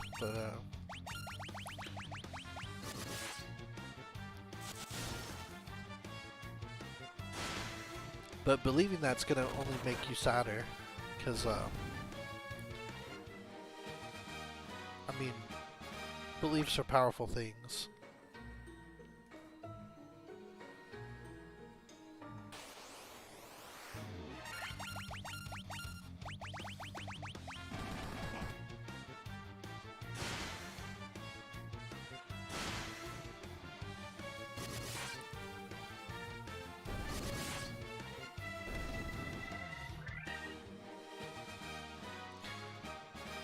But I mean, you know, write about it, talk with, you know, your therapist about it.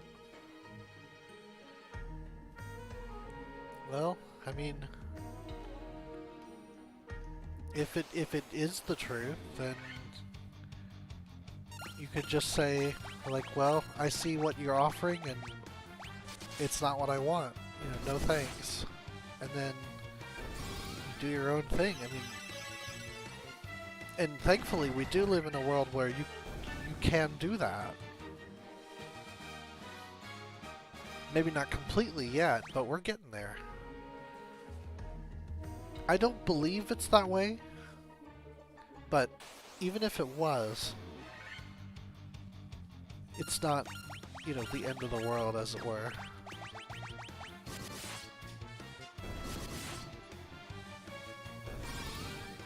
And I feel like we're moving in a better direction because, you know,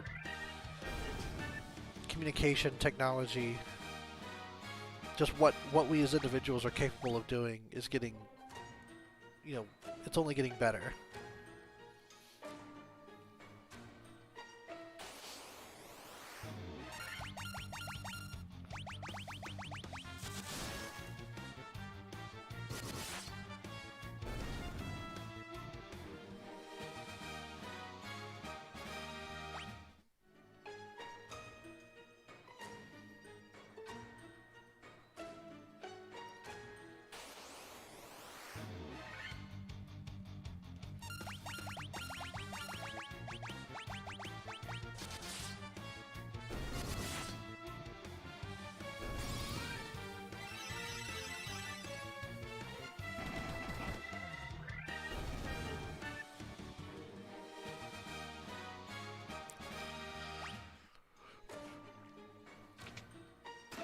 I know I said earlier it was going to be longer between levels, but they get so much per battle.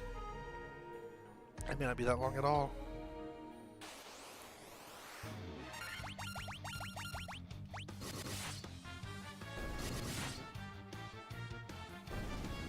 I feel like this is taking even less time than the previous one, but I feel like the layout of this dungeon makes more sense to me, so I'm less likely to get lost.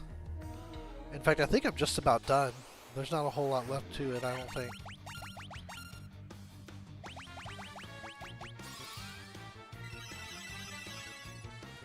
I'm not even really healing because I need to, just because I can. Very nice.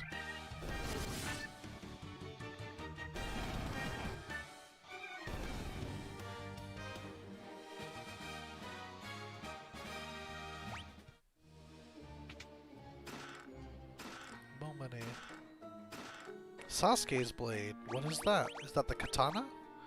Maybe? Okay, yeah. This is his best weapon. So there we go. Bam. Now everybody's got their best weapon except for Sid, and he's got the material needed for his best weapon. So I could technically go get it right now. I'm not going to though, because I want to finish this dungeon first. so that we'll be on track to finish this game tonight. I don't essentially want to start over just for that. Oh, that looks nice. I like it. Okay, cool. It was actually pink in the NES, but it looks more like the Masamune this time around. Oh wait, no, it's this way. Unless I'm mistaken, which I may be. Nope, this looks right.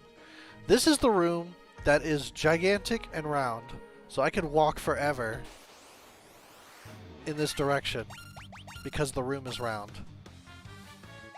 It's actually a lot like the previous dungeon in that regard. There's a couple of curious things in this game, and that being one of them.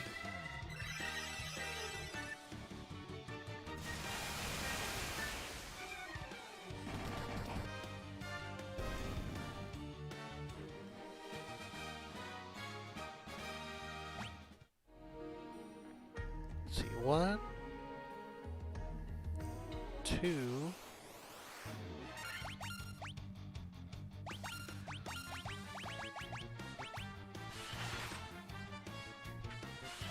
We are at 2.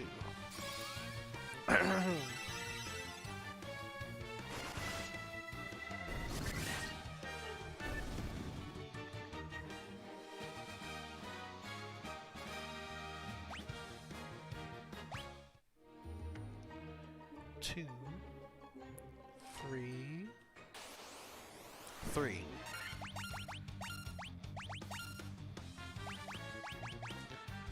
Such large groups.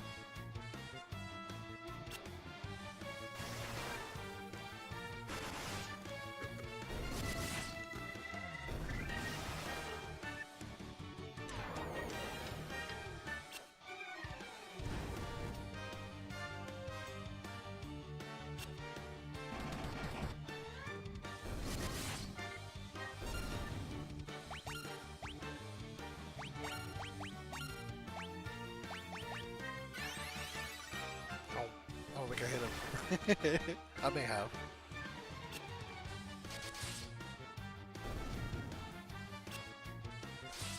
Ooh. Yeah, slow sucks.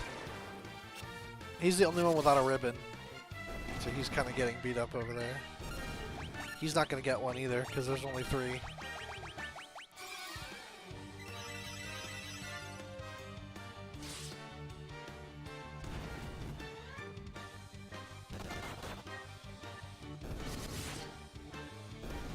It's a cool swing animation too, like the effect on the character, on the monster. Okay, so let's count the other way. 1. It's probably 3.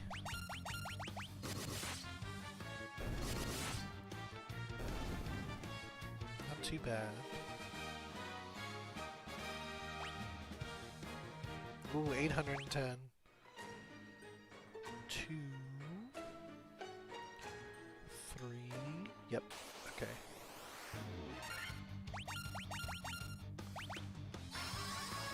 No all. Not so tough.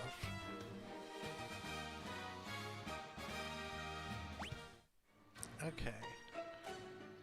So now we start doing these sideways businesses.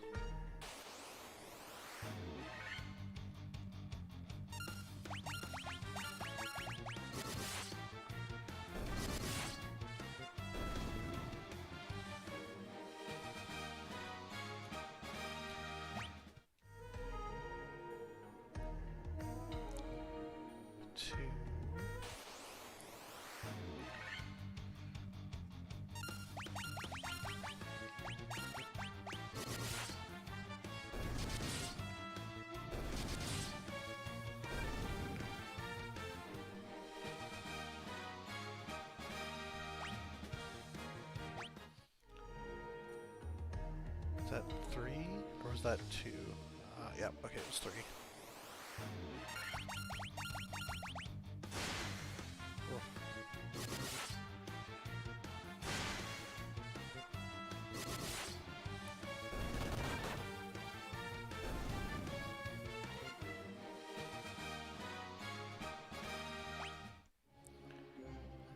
there's two.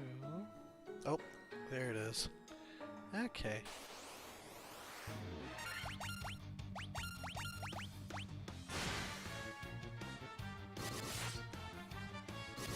So it's 2 steps diagonally, and that's how you find it quickly. I think I even remember that, but I just didn't want to, like, just do it. I did the puzzle properly, as it were. Alright, and then this, I believe, is the big bridge. Yeah, okay.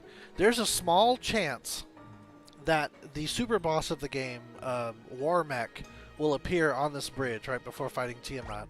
So I'm going to heal myself just in case, because that would be a not fun time.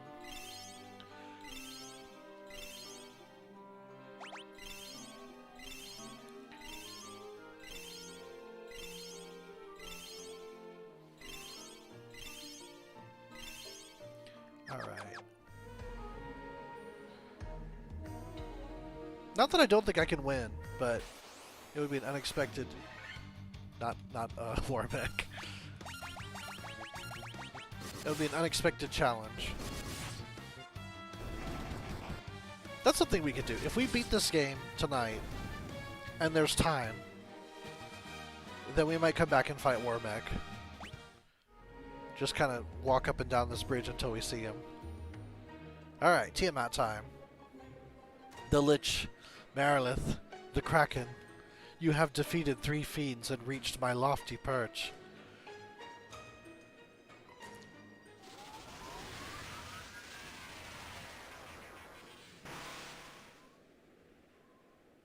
All the better. May the image of Tiamat, the fiend of wind, be the last to burn in your eyes.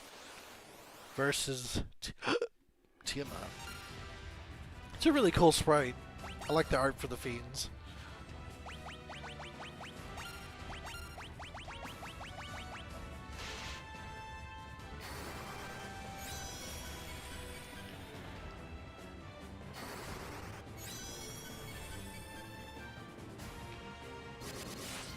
Nice. Okay. Not hitting them too hard, but that's not too bad.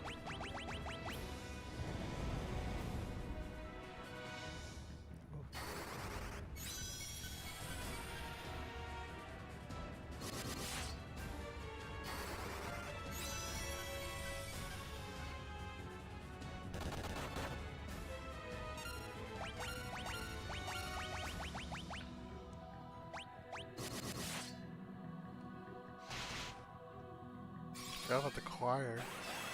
I don't think Kraken lasted this long.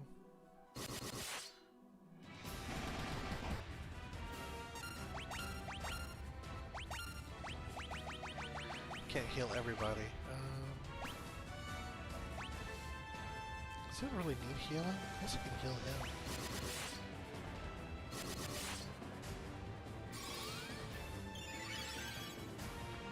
Okay, that's pretty good. Because he's getting a lot more damage. He's the only one who doesn't have a ribbon. He's getting beat up by that.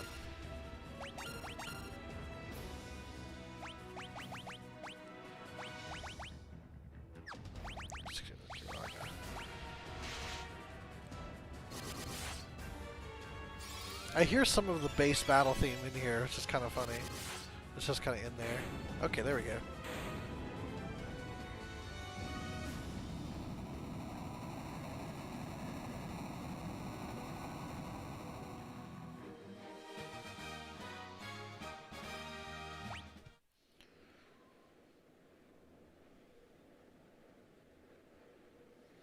Maggie, what are you doing, Maggie Boo?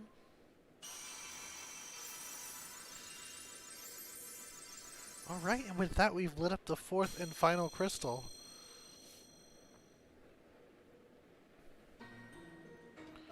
This is the altar of wind from which the power of wind flows forth. Leave? Yes. And we've done it. That was the 4th crystal. So we're going to get the final weapon for our knight buddy, Sid. And then we're going to finish this out. Oh, wow, he hits hard. Oh, he's went down pretty quick.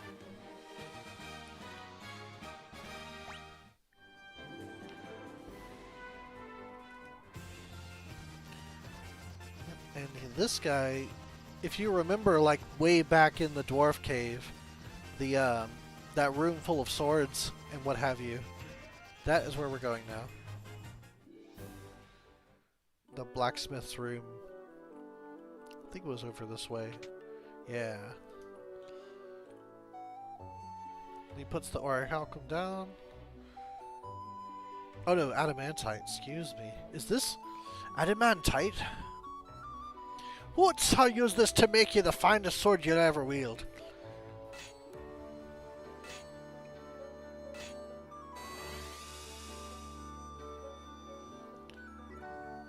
Done. In all my years, I've never crafted a finer sword. Go on, take her. She's yours.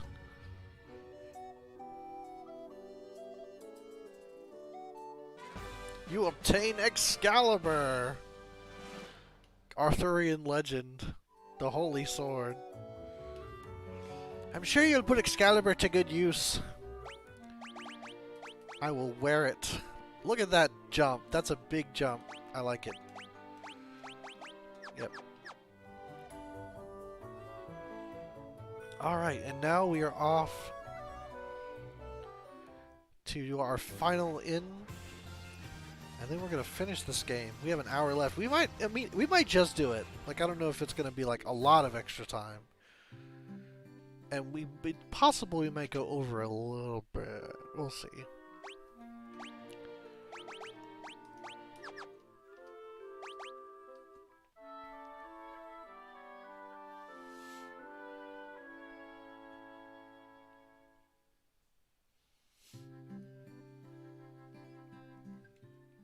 But yeah, if you go back and like you find the point of common between all the 4 dungeons, and you can see it on the minimap too, like you have the Earth Dungeon down there, and then you have the Mount Gulg in the section where Crescent Lake was, you have Mirage Tower where we just came from, and then we have the water dungeon kind of up in the northwest there, and the center point of convergence is here, the Temple of Fiends, where we first beat up Garland. Isn't that wild?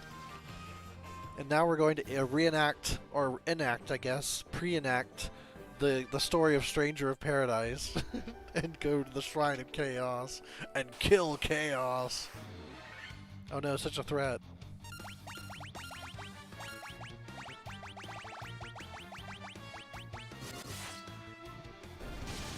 Oh man, that's big. That's funny. It just made the sword gigantic.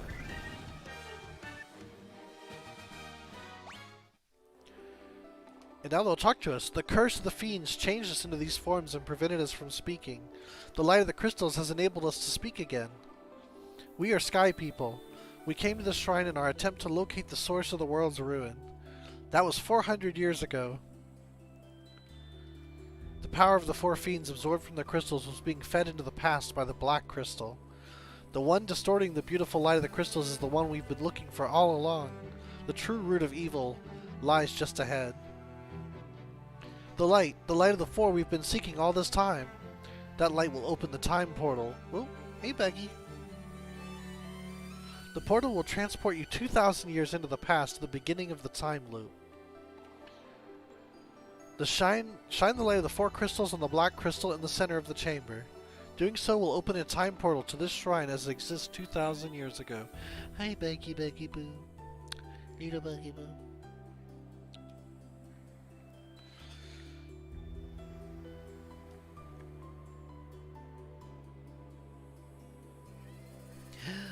What booger? You focus the light of the 4 shining crystals, fire, earth, water, and wind on the black crystal. The flow of time surges, and space begins to warp.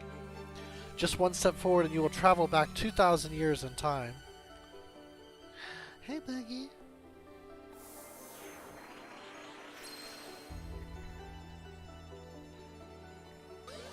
Now this is curious. In the original game, you had to use the lute to travel back in time, which was the instrument that Sarah gave you at the beginning of the game. And I thought that was an interesting throwback, or like roundabout. I guess this makes more sense because you had to have had the 4 crystals.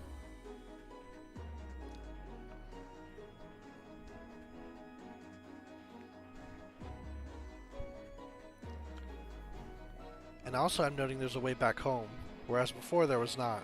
You had to use exit to do it.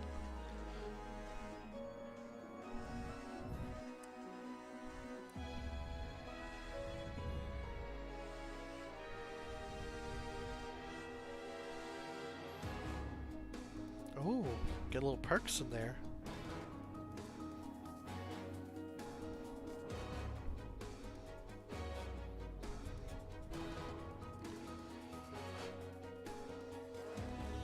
What are you doing, Skittles? What are you doing? You're being a silly bug. What are you doing?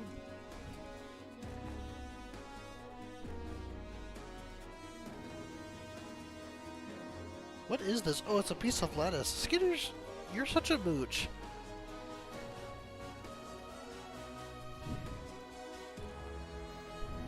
Alright. This is a maze.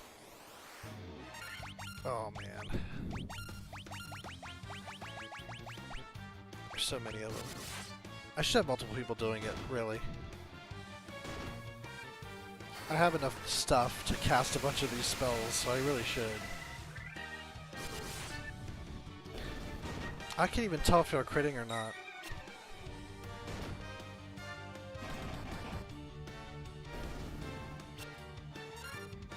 What, Buggy?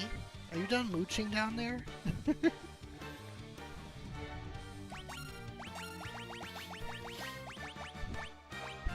Dark, Confused, Tiara, Scourge, Blink, Heal, Saber, Thundara again, Fizra, Lazara. Okay, so there's 3 of them we could really be doing.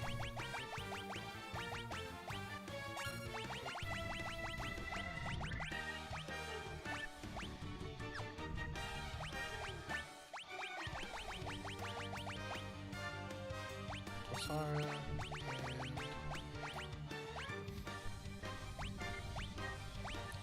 Skitters, what are you doing? Are you still mooching down there?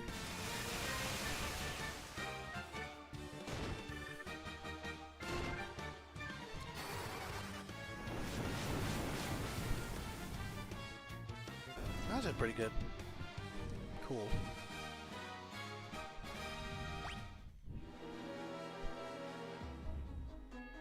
Yeah, there's these little like plates that will prevent you from leaving the area.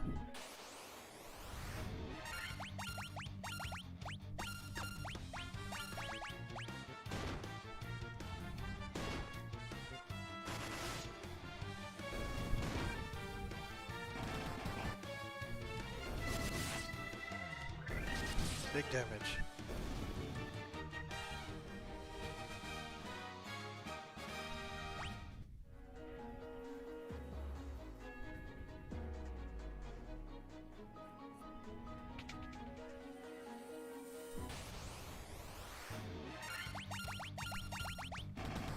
Oh yeah, the different floors are throwbacks to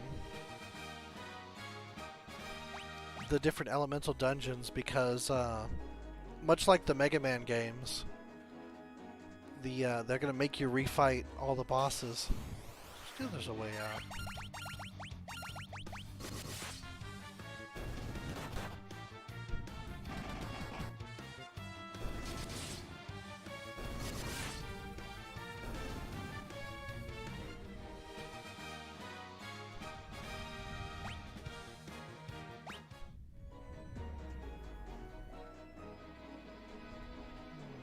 Maybe not. Maybe this wasn't the way.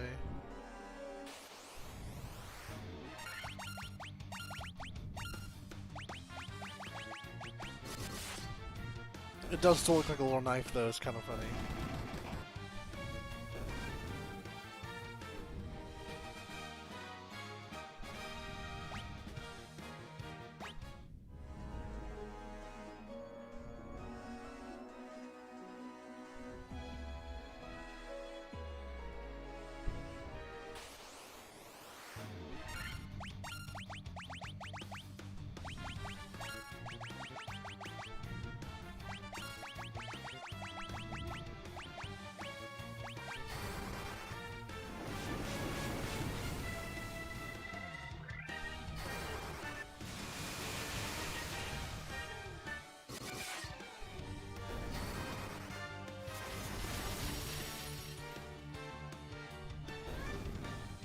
Yeah, that seems to be the way they deal with those.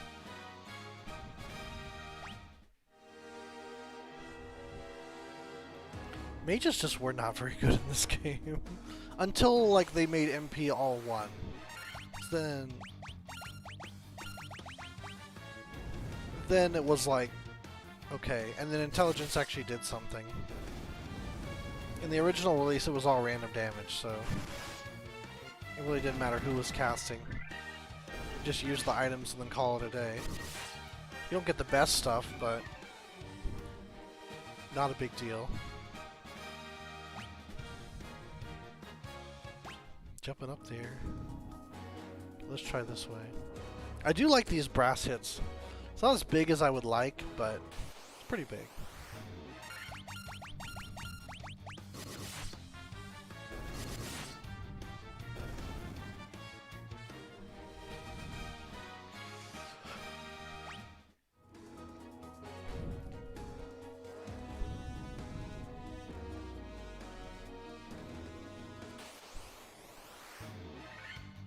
Ugh.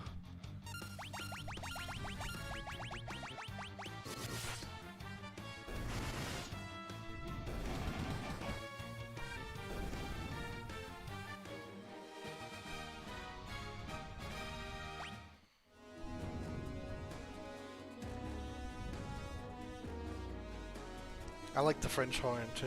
I don't think that's what that is, but I do. It does sound similar enough. I'm just like, I like that instrument.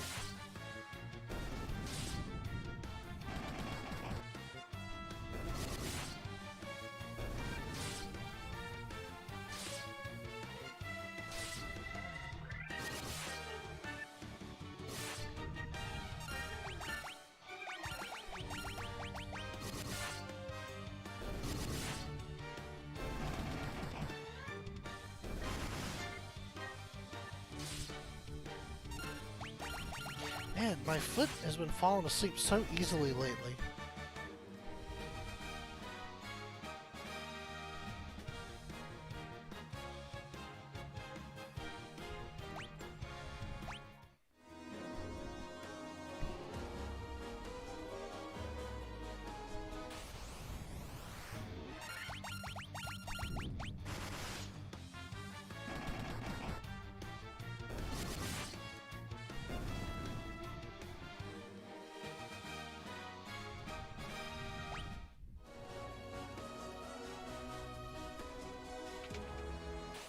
Nope, this is probably the ledge. Oh no, it's the... Oh yeah. Okay, there was a little mini-boss called the Phantom, which was something of a gatekeeper, like Faust, in really not a whole lot to him, honestly. Yeah. Oh boy, one gel, one experience. Oh, let's see what's our these. Dry ether. There were no ethers in the original game. Elixir, there were no elixirs in the original game.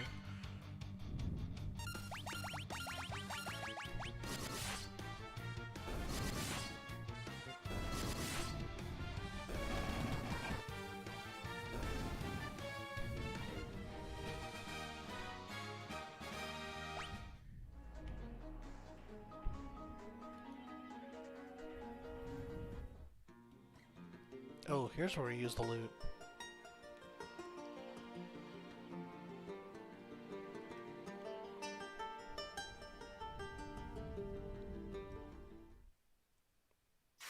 Okay, that's really cool. But they've never done that. Okay. Very nice. Very, very nice.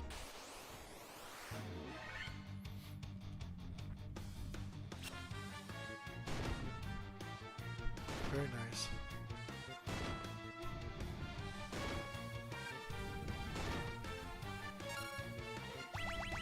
I like that a lot. Is it Mage's Staff? Thor's Hammer, and the Black Robe. That's what they wear.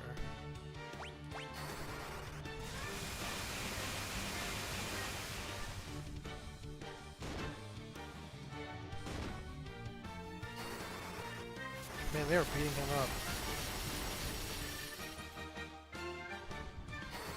Oop, nope, no healing. Sorry.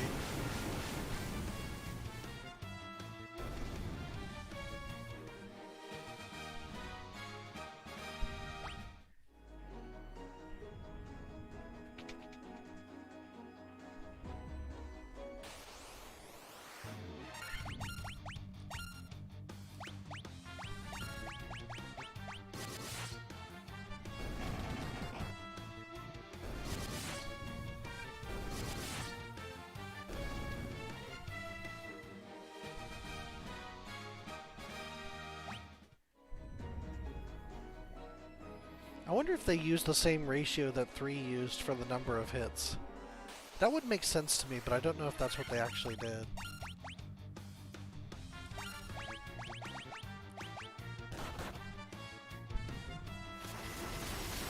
I'm gonna probably need to heal pretty soon. It's funny, I do remember doing this in the original game, but I haven't done it in this playthrough, so I'm like, I wonder if I just was under-leveled on the NES, or if this game's just easier, which is also entirely possible. But this is what I mean when I say I needed to heal. I think I could do it with 4 now. I think I got 3 healing helms, but I could be wrong. Let me see how many I actually got. Okay, no, 2. Sorry, such good content, I know. Yeah, this is how I would heal at this point in the game where you have no ins and no way out without starting over. Generally speaking, the enemies could not out-damage this. And they would slowly be whittled down. So yeah, Fast is doing pretty good now, whereas before he was in trouble.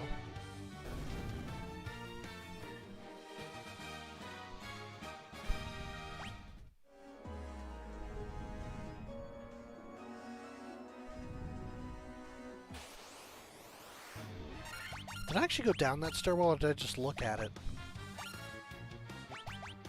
I probably should actually check, because I don't remember.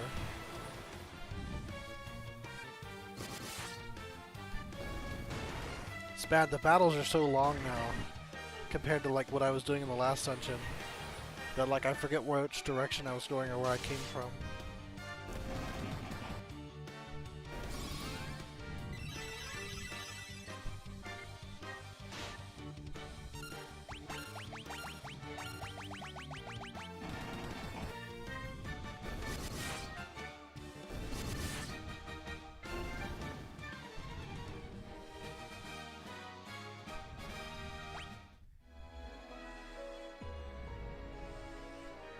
Okay, yeah. I think I just looked at it.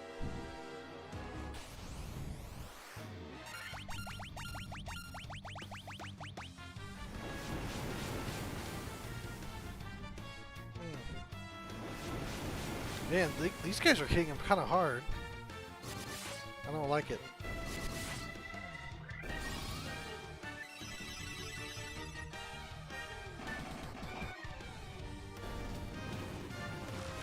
Oh, he's not casting. It's fine.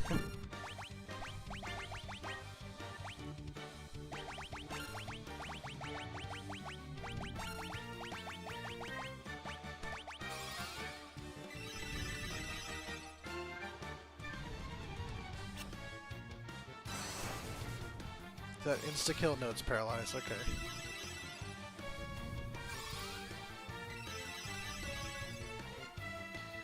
Honestly, yes, but it adds up, and they don't nuke every round. In fact, most enemies don't really nuke. So it ends up working out in my favor, but it's kind of a scary thing. Like there's no, this party has no emergency heal button. It's just not a thing with this party. So you kind of have to be aware of like what's happening. Because it's gonna be it's a gradual thing, and you hope it works out for you, but it doesn't always. Wow, big damage.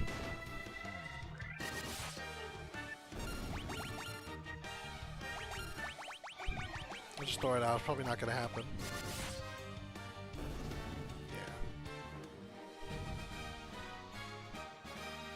No, I wouldn't say that. It's just I would call it the melee party. There's almost, I mean, there's very little magic going on here, and no high-level magic of any kind. So, I think if I were doing a true glass cannon party, there wouldn't be Sid, like, there wouldn't be any knights. And maybe not even ninjas, because ninja is actually pretty tanky, too. In fact, I actually think my more, like, magic-heavy party tends to be more glass cannon-y, because it's like Master, White Mage, Black Mage, Red Mage. And, like, you got no tanks in that. I mean, eventually your monk gets to be a tank, but And I would argue he is in the GBA games, just because magic is so much better, starting from Dawn of Souls and excuse me, the Anniversary Edition. It's a lot. It's a huge difference because of like the way MP works. Like you're not limited to 9 castings, you know. And it actually is based on your intelligence. It's not like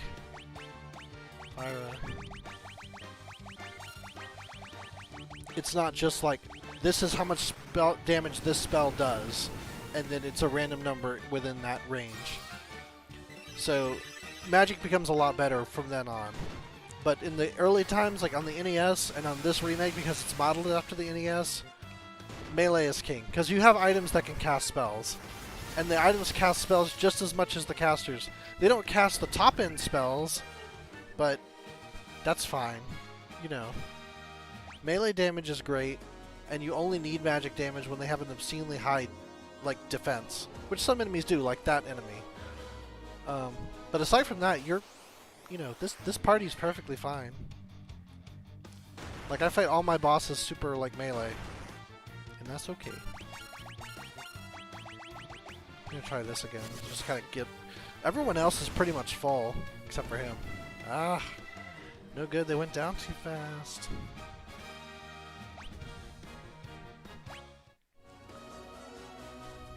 I think we're gonna fight the Lich on this floor. Again.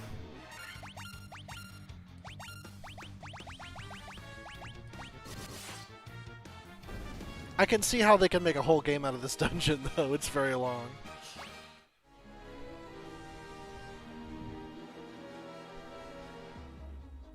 It's probably not this way, but I'm going to go just in case.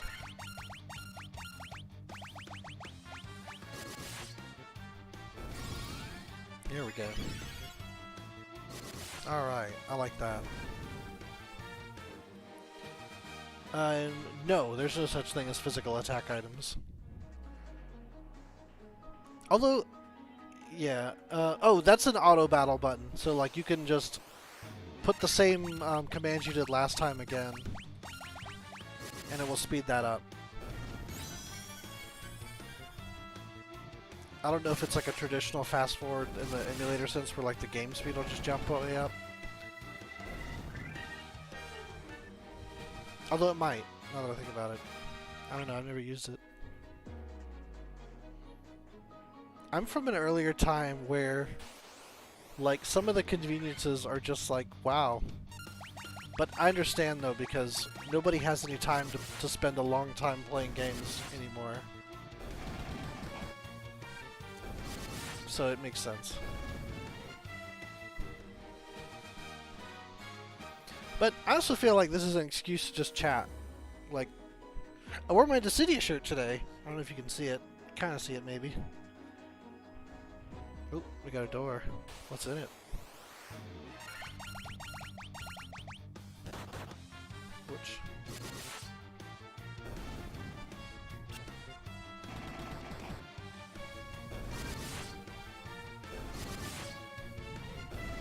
Alright, doing much better now.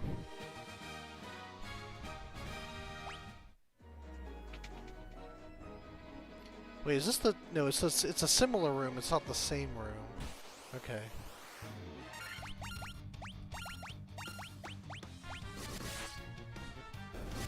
Stone golems, clay golems, they all go down in one shot.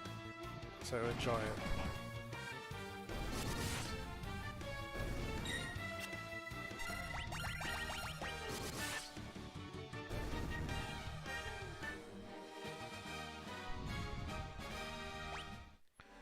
I don't know if there's any treasure in this dungeon except for, like, the Masamune. The Masamune. I don't think there's anything else. I could be wrong. That's the only noteworthy treasure here. And I typically give it to my ninja, so I'm probably going to do that again. Unless I'm doing a mage party, in which case I give it to my red mage. But my red mage is basically my healer, so I don't really bother giving him a really good weapon.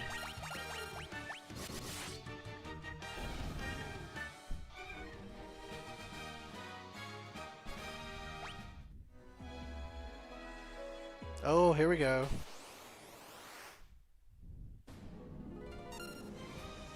Versus the Lich again. This is a stronger version of the Lich. He's not the same as as before. He's actually stronger. I don't want to waste MP. I'm just going to fight him traditionally. See how that goes. Ooh, not good. That's a little better.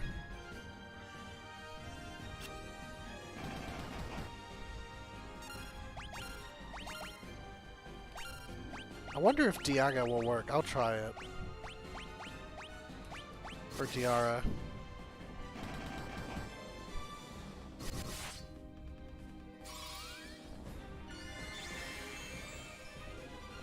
Yes, it does. Okay.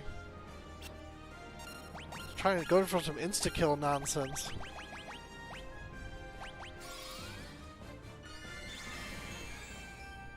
Yeah, the Dia spells are white mage only, but it makes him feel more like a mage when he gets to cast sometimes.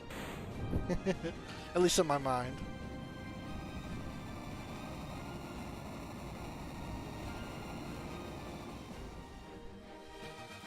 Red mage, unfortunately, just kind of sucks in this game. It's just a shame. Like, I mentioned this before, but Red Mage I don't think is good until Final Fantasy V. But I still like to use it. Oh, am I trapped? Surely not. Yeah. They're not going to make me blow all my resources in the lead up to the final boss fight.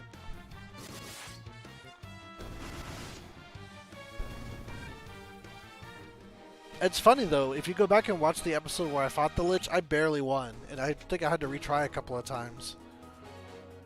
Just because I was not ready.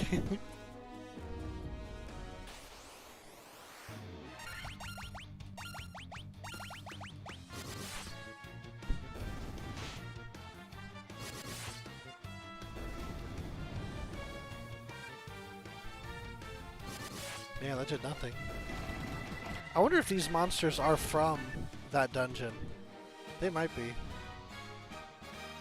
We're in the Mount Golg area, where the Merilith is. Punch is getting up there. Yeah.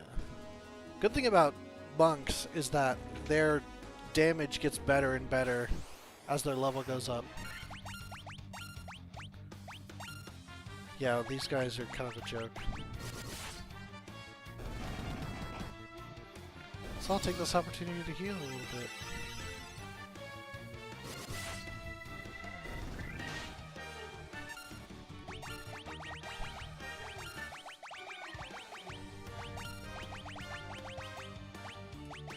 Oh, luck of the draw. He dies. Okay.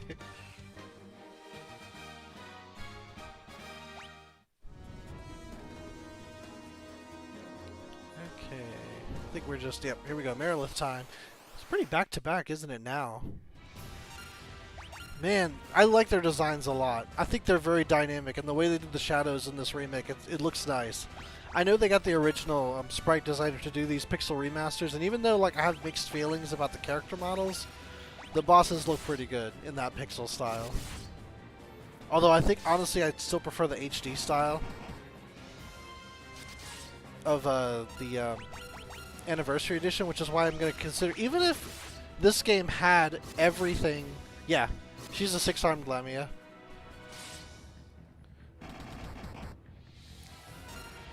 I think, am I counting that right? Yeah, I think that's 6. I think I still prefer the, I still consider the PSP version the definitive version, and even if this one had, like, all of the extra game stuff, I think I just prefer the look of that version more than this. I mean, although if it had this soundtrack, that'd be even better, because this soundtrack tops all the others. That's why it's always hard. It's always hard to do that, because, like, they did such a good job with certain aspects and not in other aspects. It's always frustrating. Probably should have done that. Oh, it's over. Okay.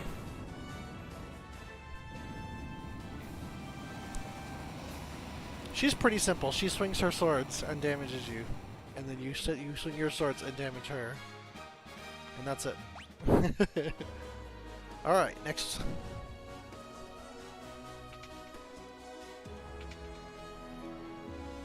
This is a bit more of a maze. Oh, we're in the Kraken part of the dungeon. Where's that Thor's hammer? Oh man, I don't know if I'm good enough at the game for that. I mean, I could try it one day. Like War of the Lions is technically a remaster, so we could do it.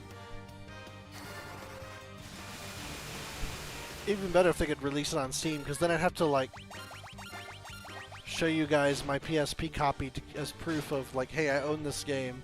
Yes, I'm on an emulator, but here's my game copy. Here's my UMD of Tactics War of the Lions. But I might do that. I might do that one day if you want. Like, just let me know. Like when I'm whatever. When I'm deciding what game I want to play on Mondays. And really, it'll be after this remaster series is over. Like when I decided to move that. Yeah, I would say War of the Lions is the definitive edition, even though like a lot of the extras I didn't care for. The better translation and some of the other extras to me made it worth it. But yeah, it's. I think Tactics is maybe due for a remake, maybe?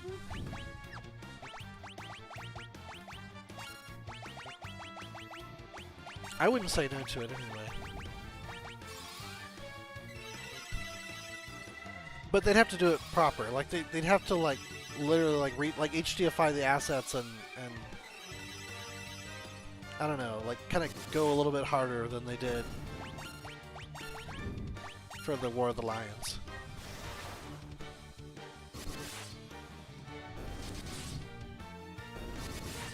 Really? I didn't hear about this list. But if you're getting me excited saying Chrono Cross is coming because I love that game, and that would absolutely be played on this show. Absolutely. Yes. I would love that. How are we doing? I guess we're okay. Let's do one.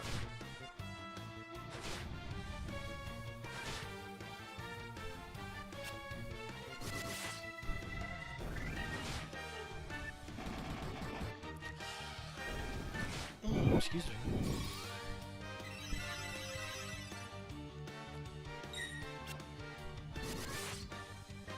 Got a little bit of this melted warm soda left.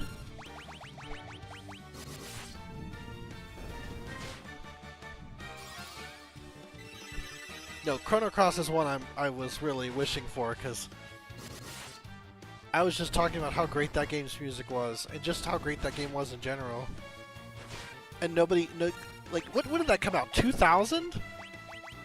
There's people who haven't been alive when that game was out, and you can't find it anywhere. Like, I think PS3 had it on their classics collection. Yeah. Yeah. Yeah. I mean, there were parties that were stronger than others, but yeah, there's so many characters that you liked that you could really make any kind of party you wanted, which was pretty awesome. We're good. Let's just kill another one. I don't know what that does.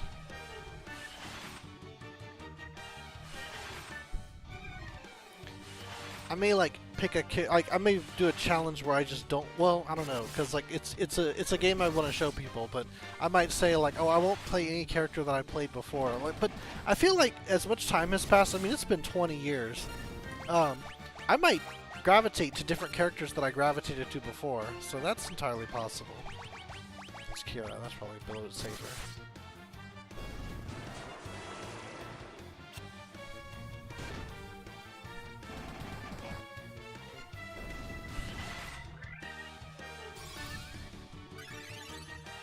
Oh, no, Seric's too good. You can't not use him.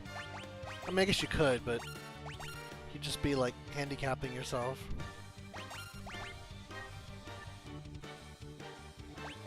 So, Kira, main guy.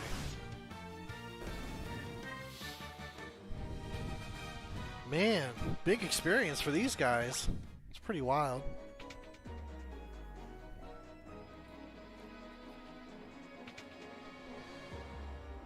No reason to do that.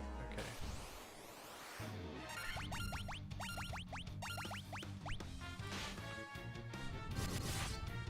Yeah. I think my only complaint, and actually that would be something if they did a remaster I'd love to see them add, is having more double and triple techs.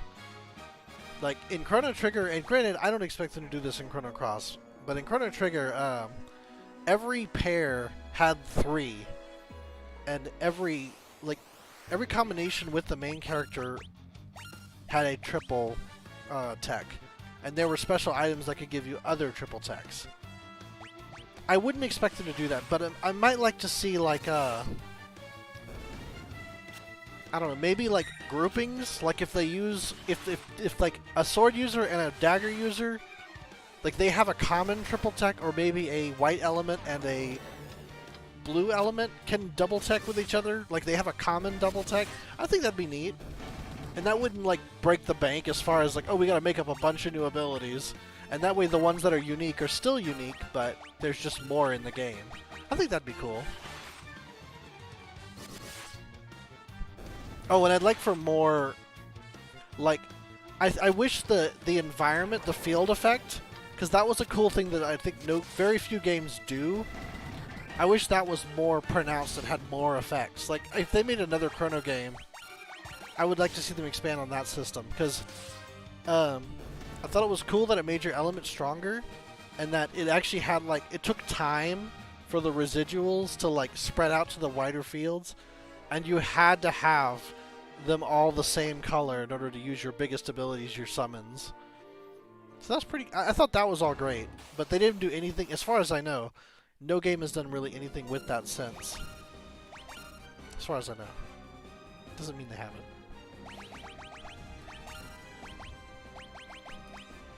I didn't prepare for this, so I might be in horrible trouble, but we'll see.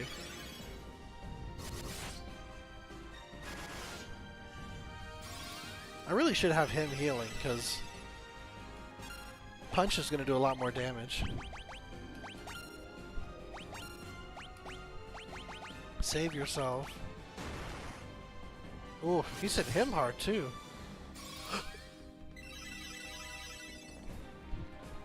Yeah, that'd end my run quick if Hat dies.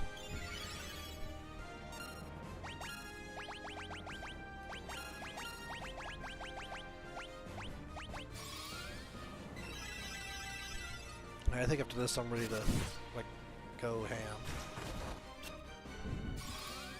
Such a small thing.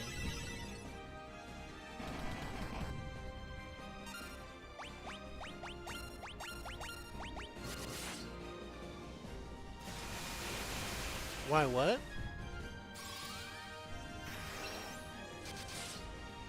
Ooh, that was nothing. Okay. You might as well just heal if you're gonna deal that little damage. Oof.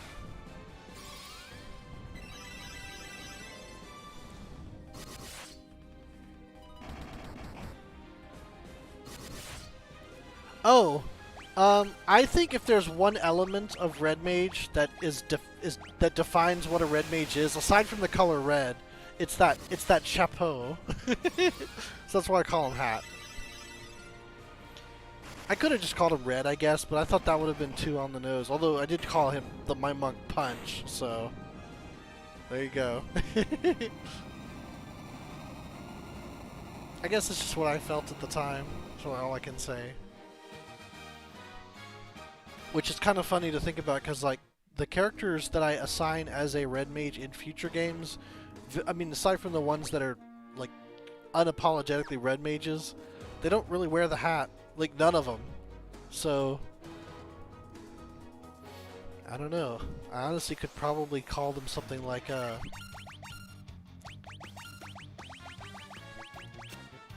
mixed magic or hybrid or like, not hybrid, that's too long.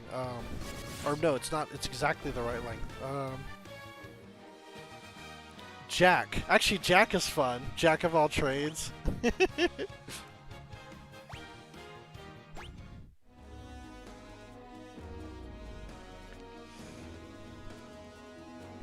That's clever. I think if I could go back and rename him, I think I'd call him Jack. That's good. I like that. Maybe next time around, I'll call him Jack.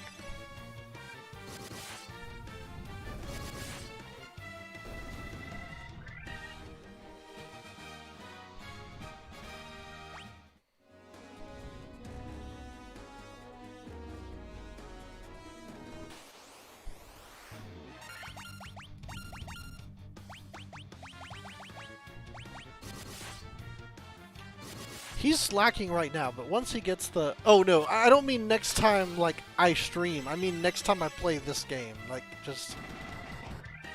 Yeah. No, I'm gonna give, like, the Final Fantasy series a break, probably, once I finish. Like, I'm only gonna do one run through each. I'm not gonna, like... I'm not, like, 100%ing these games, like, as you saw with 3. I just did it and then it was over. And actually, this is the last Final Fantasy game that's going to be on a Wednesday, which is why I'm hoping to finish tonight, because then we can say, we're done, there's the Masamune, and now fast is going to be powerful. Oh yeah. Oh yeah. Oh yeah.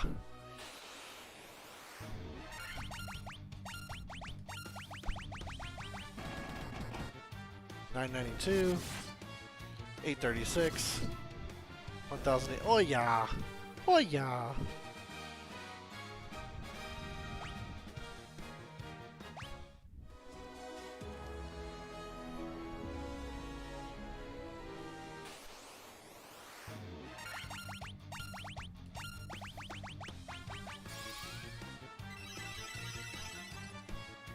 Oh yeah. No, Hat did less damage, but Hat, I think... I mean, I could have given it to him, and I guess if I were being, like, equitable, I would, but if there's ever a need for a utility action, Hat's always going to be the one to do it. Which is why I didn't give it to him.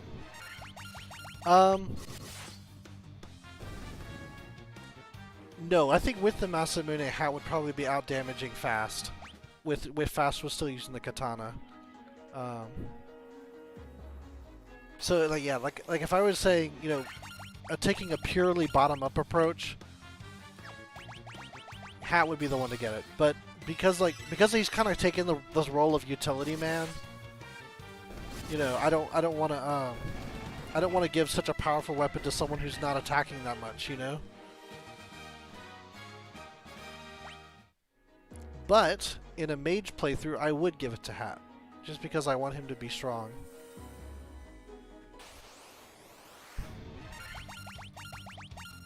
Or my red mage, I should say.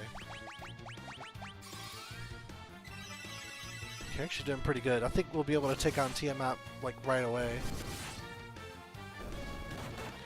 And we are just about done. Man, we are going to have time, I feel like. I think we could probably go challenge the War Mech, but we'll see.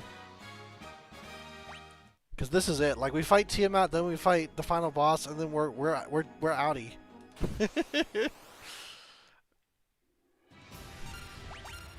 Unless I die. I mean, that would obviously cause a significant slowdown, but I don't see that happening. We'll see. I think there's something. Yes, it is the Giant's Gloves. I'm gonna really. Oh, it's only on yourself. Wow. Okay.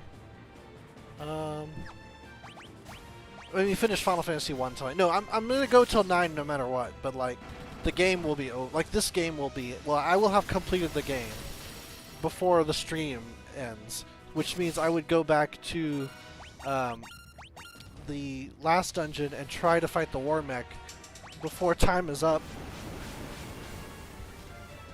Or rather, just to kind of get that done, since we would need to do something more before, like, just to, you know, finish out the time. You know what I mean? But unless I die. Like, if I die, then it's going to cause a delay of finishing this game, because I'll have to get back to... Actually, I don't think I'd redo the whole dungeon. I'd probably just do this floor again. I think that'd be fine, because I don't think I'm not strong enough to finish this game. It would just be like an unlucky round or something that would cause me a wipe, which happened a lot in Final Fantasy 3. Yeah, now that I have 3 characters that are hitting really hard, I think this will be a pretty workable strategy. Even though it's like super interesting to watch.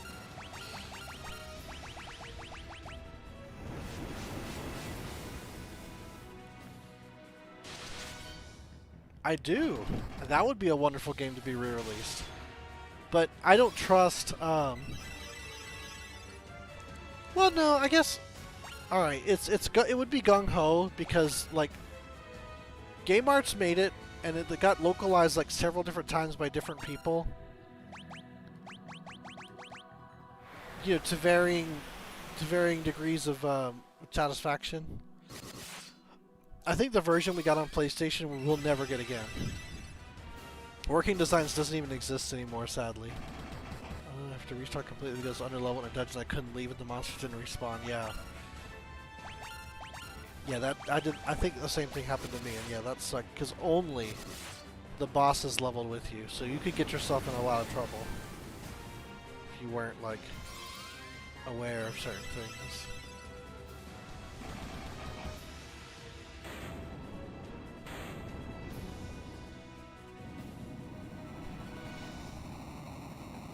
And that's a game I actually never beat legitimately. That final boss was just too difficult.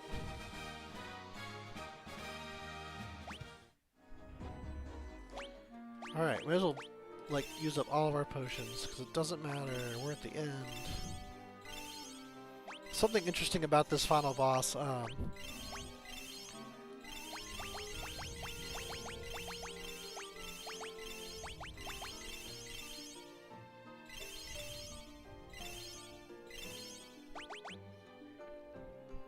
Lunar, Silver Star.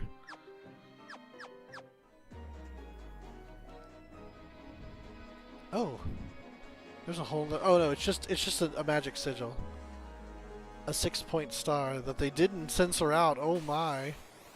I guess that would have been very difficult to censor out.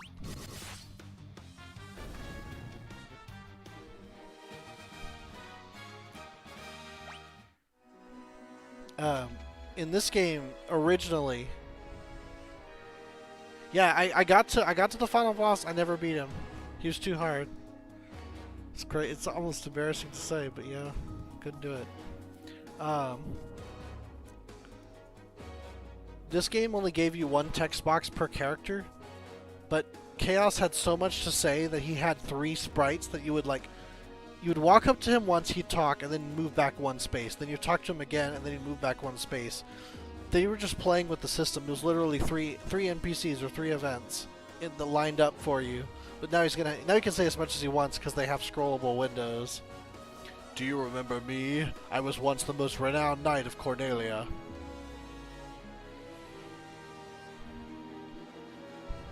"2,000 years from now, you killed me. I am Garland." "Oh, you did defeat me then, but the 4 great forces saved me by sending me back through time.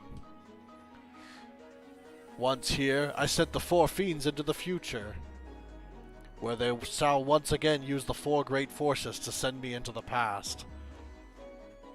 In 2,000 years, I will remember none of this.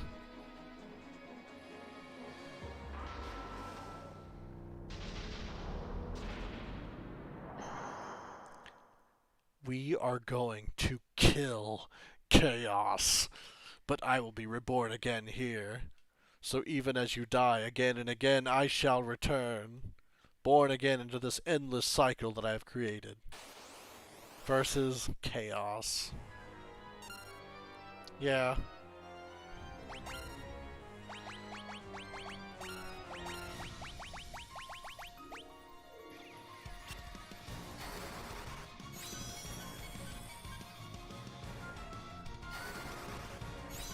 They didn't use this song in 14, curiously enough. Yeah. Oh, we didn't know, we knew that the person that was causing the trouble in the world was here. We didn't know who it was. We're just now finding out, oh, it's Garland. And he's calling himself Chaos now. Because he's using the power of the fiends, like, merged into one.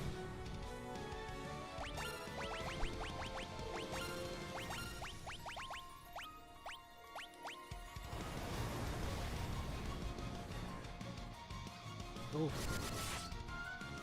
Got a big powers.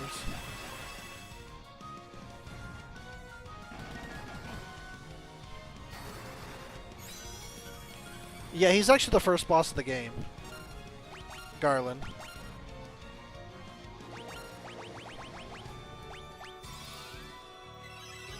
The song's pretty good.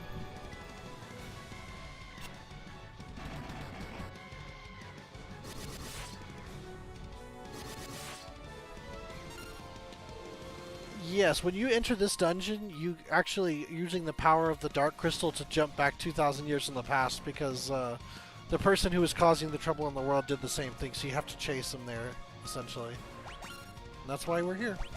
In the ancient 2,000 years ago Shrine of Chaos.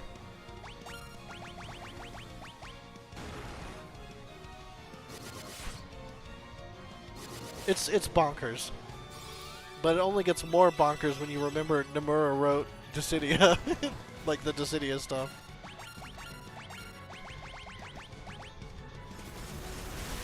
Ooh, you gonna survive that? Okay.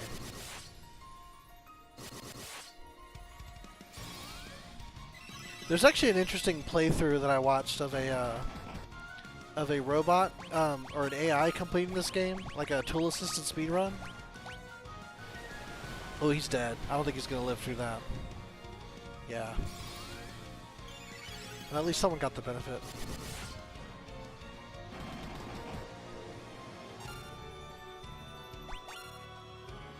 The Strangers of Paradise is a remake of this game. I'm not happy with how they're doing it, but that's why I made the Kill Chaos joke, because this is I mean, we're reenacting this final dungeon is reenacting Stranger of Paradise.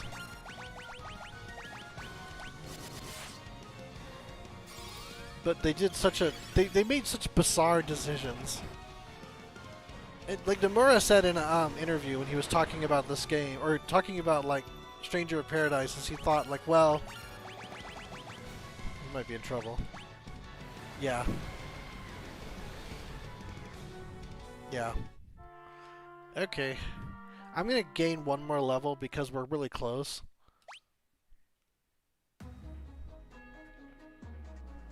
Whoops, not here. This way.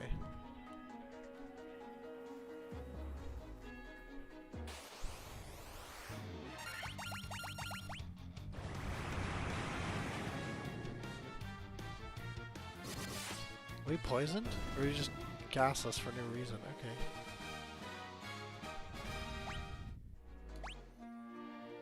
Yeah, none of us are poisoned. Okay. Alrighty. Yeah, I'm gonna just gain one more level here, and then we'll try that again.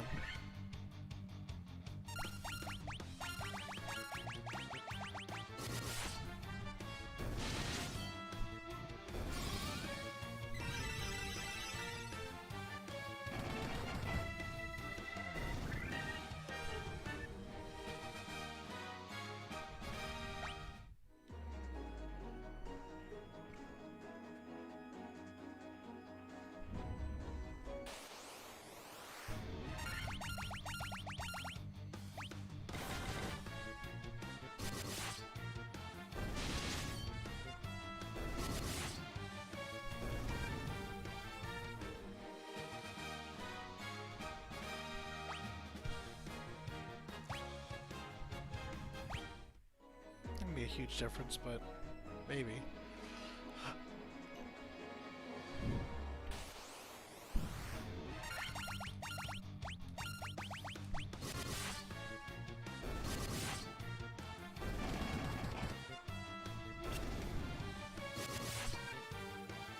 There's no escape.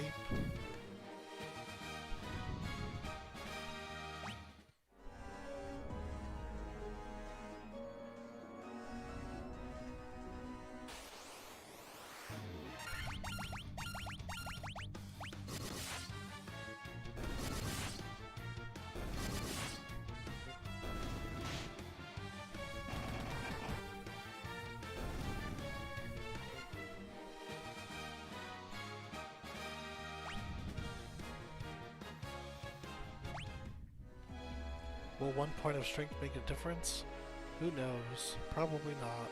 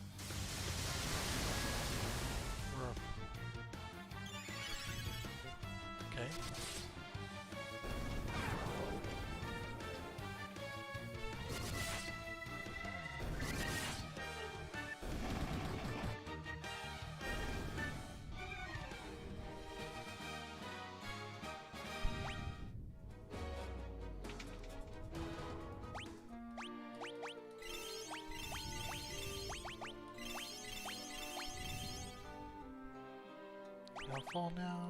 Not quite. There we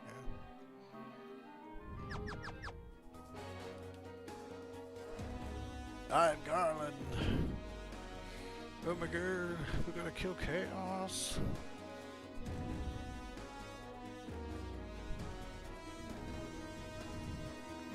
Now I will continue the time loop and kill you here.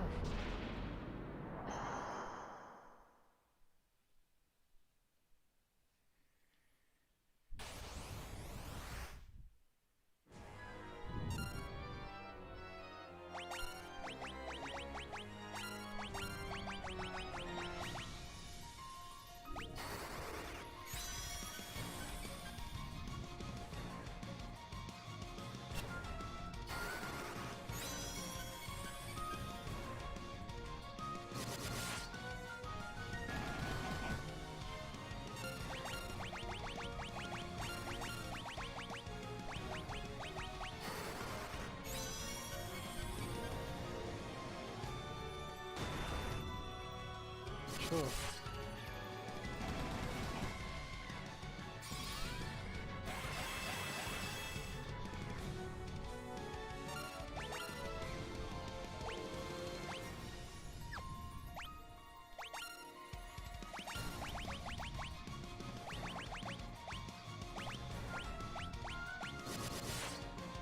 Still in the most 369, 335. Oh, great.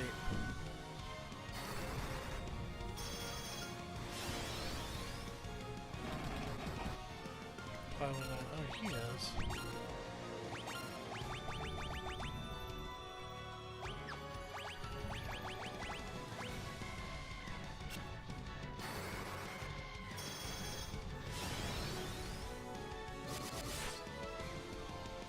Much better.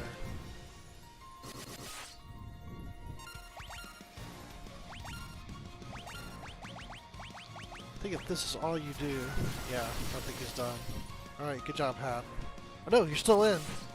We can do it one more time.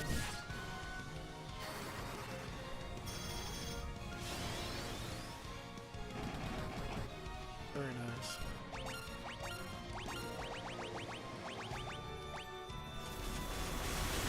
Okay, that's it. Thank you. Good job, Hat.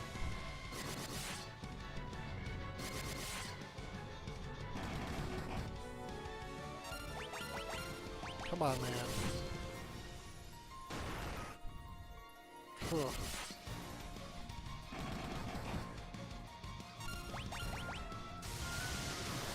May I live? Yes.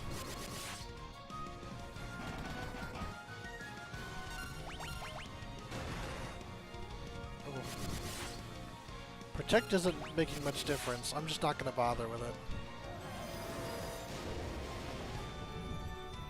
He can cast Nuke. Alright, let's try that again. Protect is not pointed. So we're not gonna worry about it.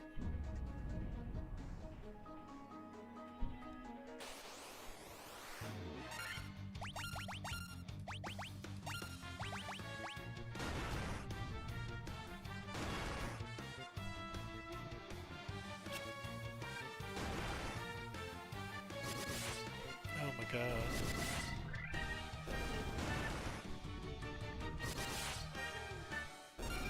So, fun fact, Ribbon does not protect you from instant death.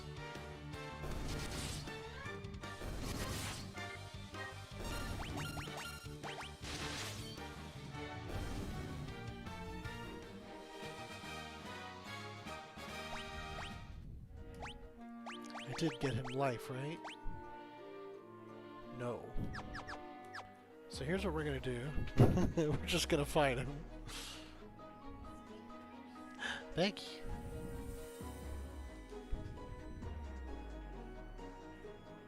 Is she okay?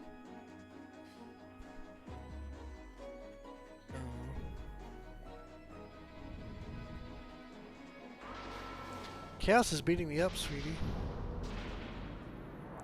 Hey, Maggie.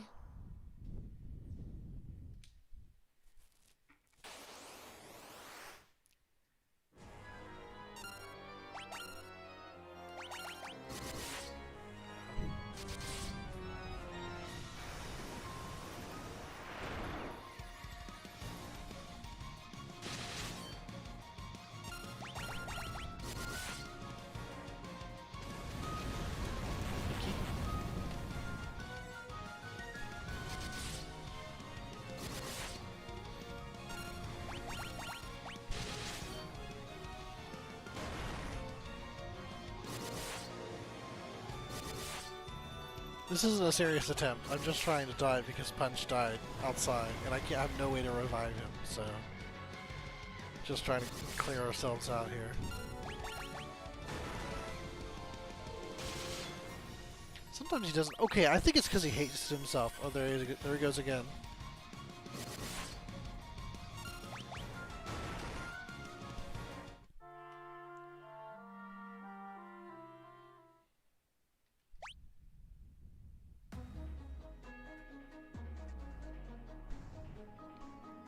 Maybe I can take it off, because that killed me a couple of times. Or killed a couple of characters.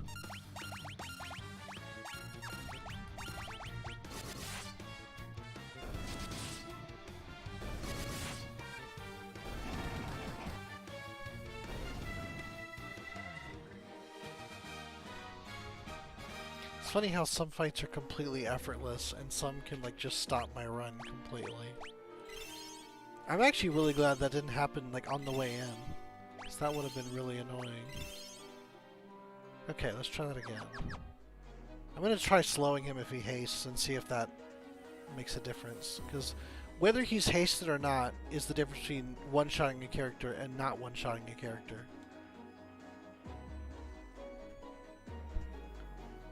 And I may spend 2 rounds tempering just so we can just get to it quicker. And then I can focus on healing, because I feel like I got lucky that second attempt. Where like red or hat didn't get destroyed.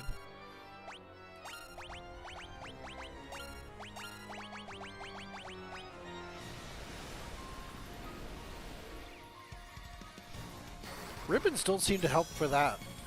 You're just taking a lot of damage.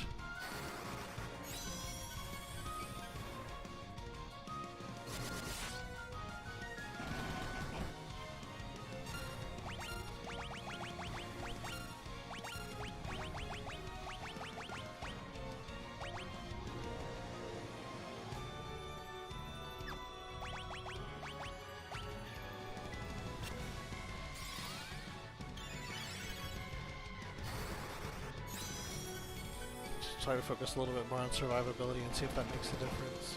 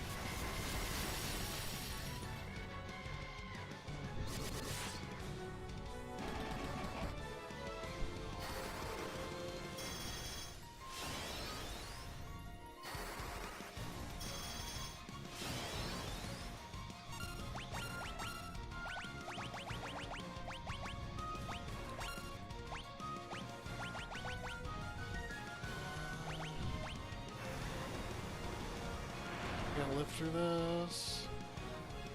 Yeah, but barely.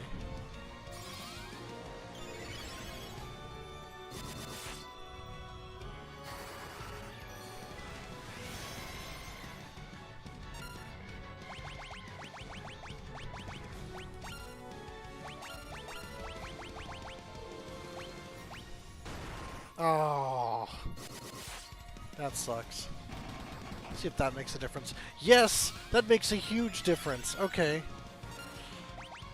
Well then, let's keep at it. That's my last one. Alright, let's go. Let's go to the healing staff. Might let us take one more hit than we would otherwise. Oh, no, that's annoying. Okay, start over. What is it, one hit? Is that all? Is that all it's good for? Ah.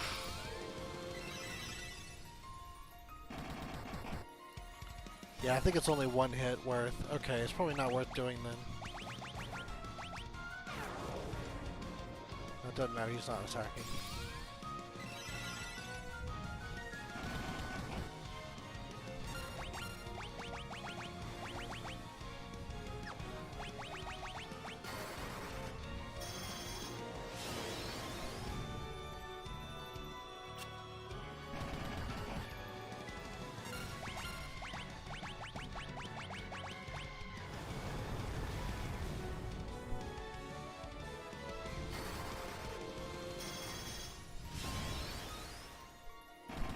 Will punch save the world? Maybe.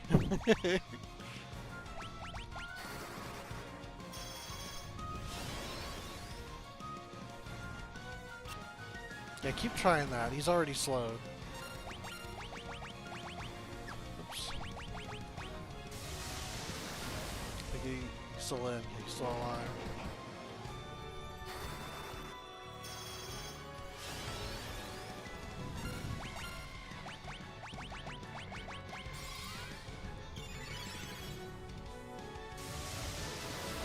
Good job, Hat.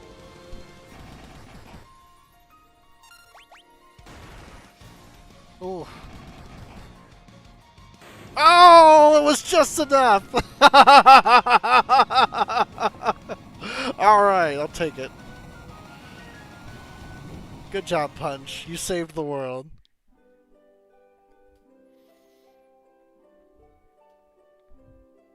There's a lot of attack up shenanigans in that round.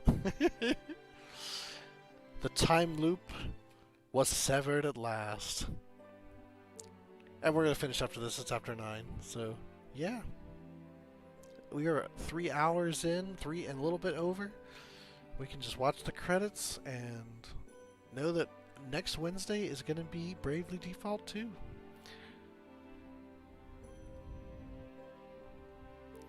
That was a rough one. The endless struggle that raged over 2,000 years had ended, and peace prevailed once more.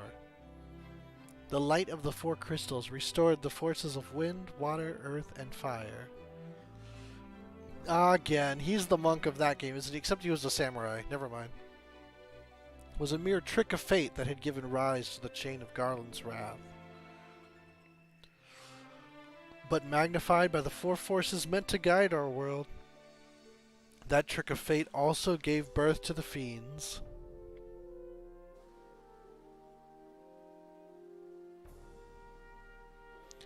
Monsters had run rampant as the world sank into darkness.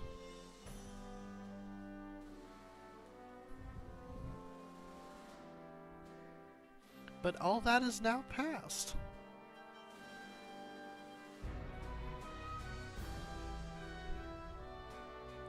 With the 4 forces flowing as they were meant, the warriors prepared to cross time and return to the world they knew, a world where Princess Sarah, Queen Jane, and even Garland himself await.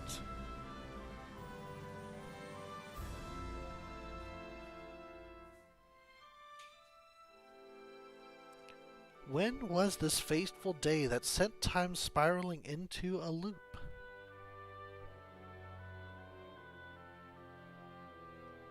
None can say.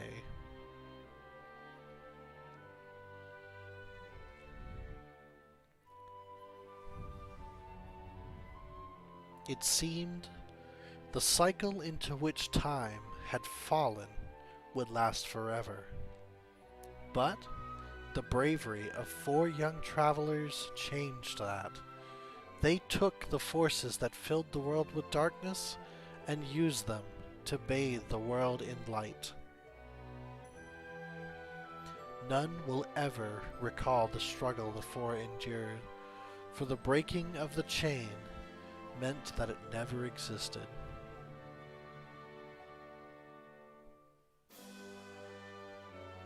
But within the tales of fantasy that people tell, the memory of their deeds lives on.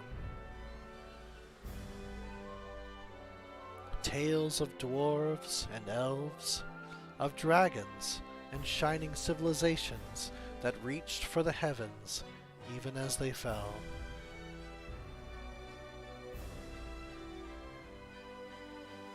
And now, their return is upon us.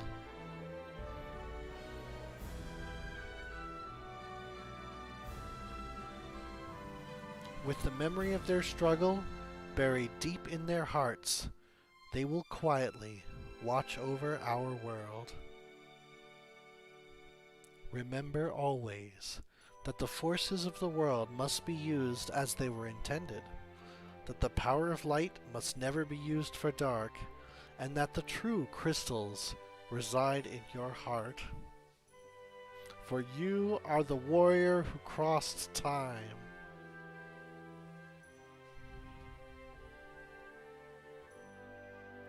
You are the bringer of light.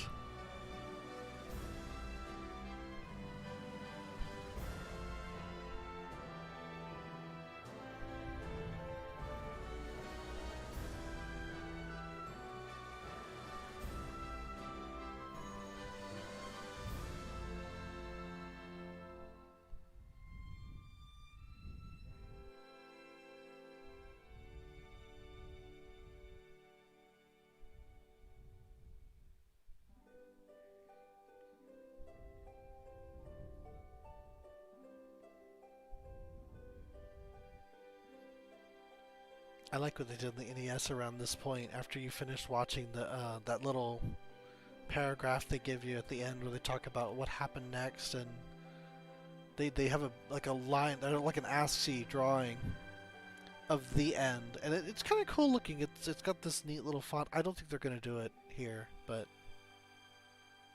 I don't know what they're gonna do. They might just have a fin like in Final Fantasy III. Fin. Oh no, that was Legend of Mana. What do they do in Final Fantasy III? Oh, this. To the fans across the globe, both past and present, and to the crew who brought the originals to life, we offer our profound and heartfelt thanks. Here's the theme. Yeah, the original game, this theme only played when you're crossing the bridge at the beginning. It's funny, it wasn't that big a deal early on. Like, it was just a song they put in the game. Like, the ending song was different. I think it was the same deal in 2. In 3, that theme plays when you talk to the first crystal. And I think in 4, like, when you leave the castle after the intro mission, that's when the song plays. But in 5, I think 5 was the first game where you don't hear the song until the credits. And I think ever since then, 6, 7, 8, 9, 10, 11, 12, 13, 14, 15, same deal. You don't hear it till the credits.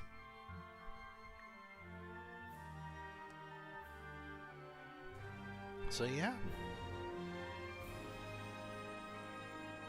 Pretty cool. And then 8 started the trend of like having some kind of like vocal song being sung with My Mind.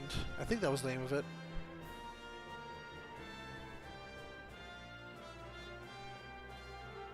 I can't remember now. I know there's that part of the song that goes like, I had my mind on you, but I don't remember if that was the title of the song or not. Yeah, that one, and then Melodies of Life for 9, and then Steki Dane for 10. 11 had, what was the name of it? Oh, they only named their concert series after it. I can't remember now. Can't remember.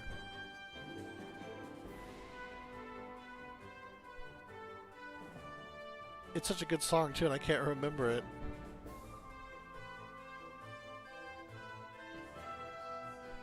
Huh? Yeah, Distant Worlds. Yeah. Such a good one. Huh? I just finished one, I'll have you know.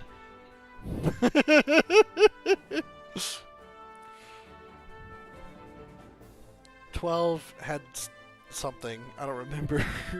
There was a song. It just wasn't particularly memorable. I don't remember if 13 had one, come to think of it. It probably did. There were enough vocal songs in that game.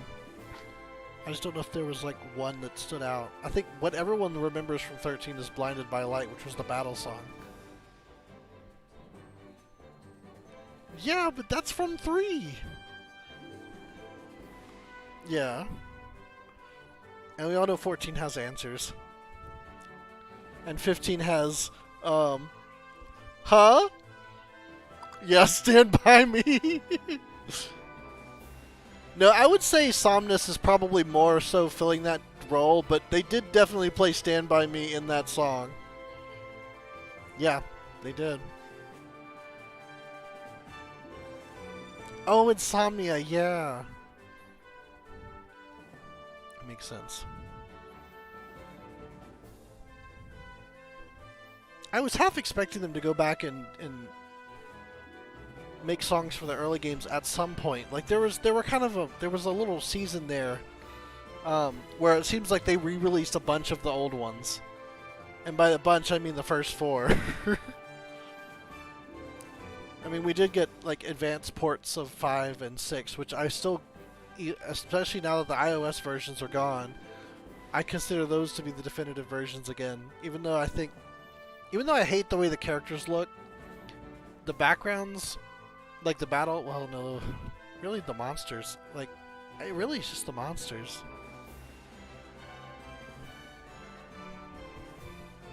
I guess the advanced versions being the definitive version are alright, but what are you gonna do? If only those got PSP remakes, that would be really cool. I feel like everything that went to the PSP ended up being like a really good port. Because they used kind of the WonderSwan versions as a base, and they just kind of like elevated them from there. So we had, 1, 2, 4, all having their definitive versions in my mind on PSP. And if only they had finished their WonderSwan version of Final Fantasy III, we might have had something a lot sooner. But sadly, it wasn't meant to be.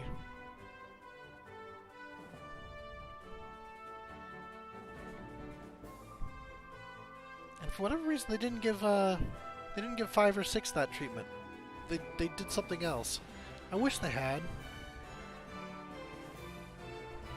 Maybe 4 didn't sell that well. I don't know. Like, the complete collection was a cool concept, though.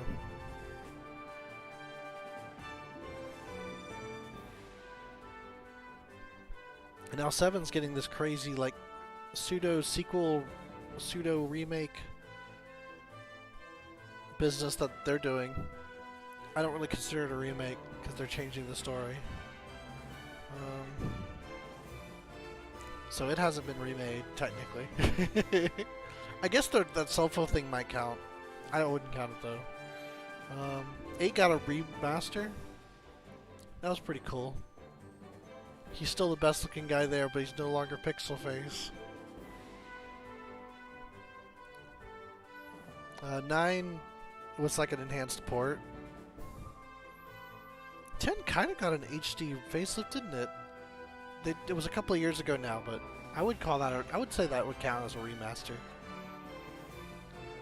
11's remaster was canceled. I guess they didn't like what they were doing. I don't know that I would trust a cell phone company to make like a remaster of 11 personally, but who knows. And Mono drew a new picture though for this like most recent kind of wave of stuff that's going on now with that game, which I think is really exciting. You heading out? Alright, thanks for dropping by. It was fun. Oh, I guess because we're already over time, I'll just talk about it.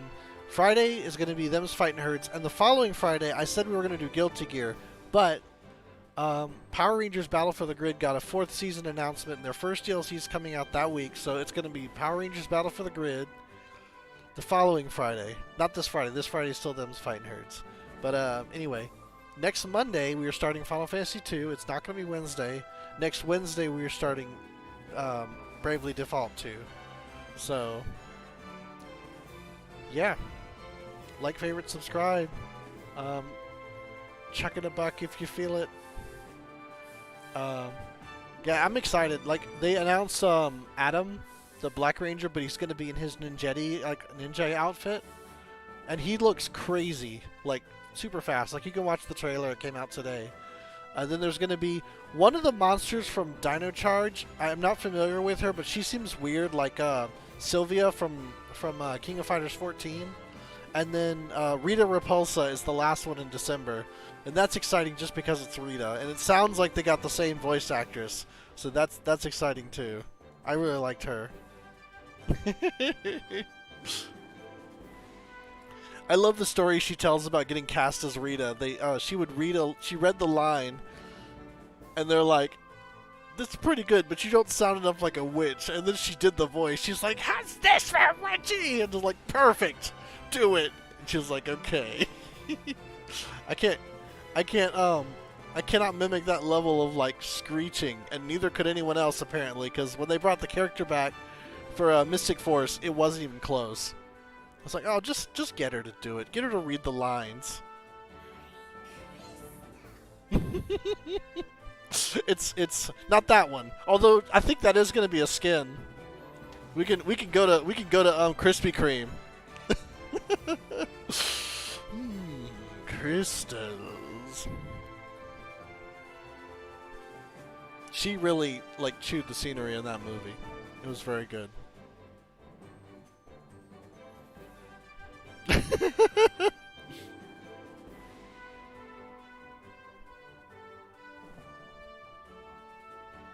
Yeah, I'm excited. I haven't played Battle for the Grid yet, but I've been waiting for a good excuse to pick it up, and this is it, if I've ever seen one.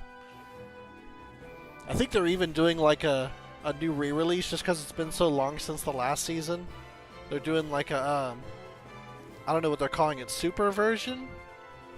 I'm going to check it after the stream ends, and we'll see. That's exciting. But that's not till next Friday.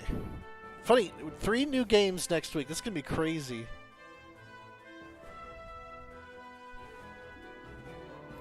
Yeah, this was Final Fantasy 1.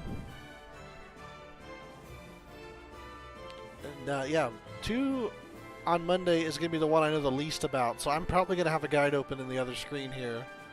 Helping me out, because I probably am not going to remember where to go. Oh, the end. Here we go. Man, I wish I could show you the little ASCII drawing that they did at the end of the NES version. I thought was so nice.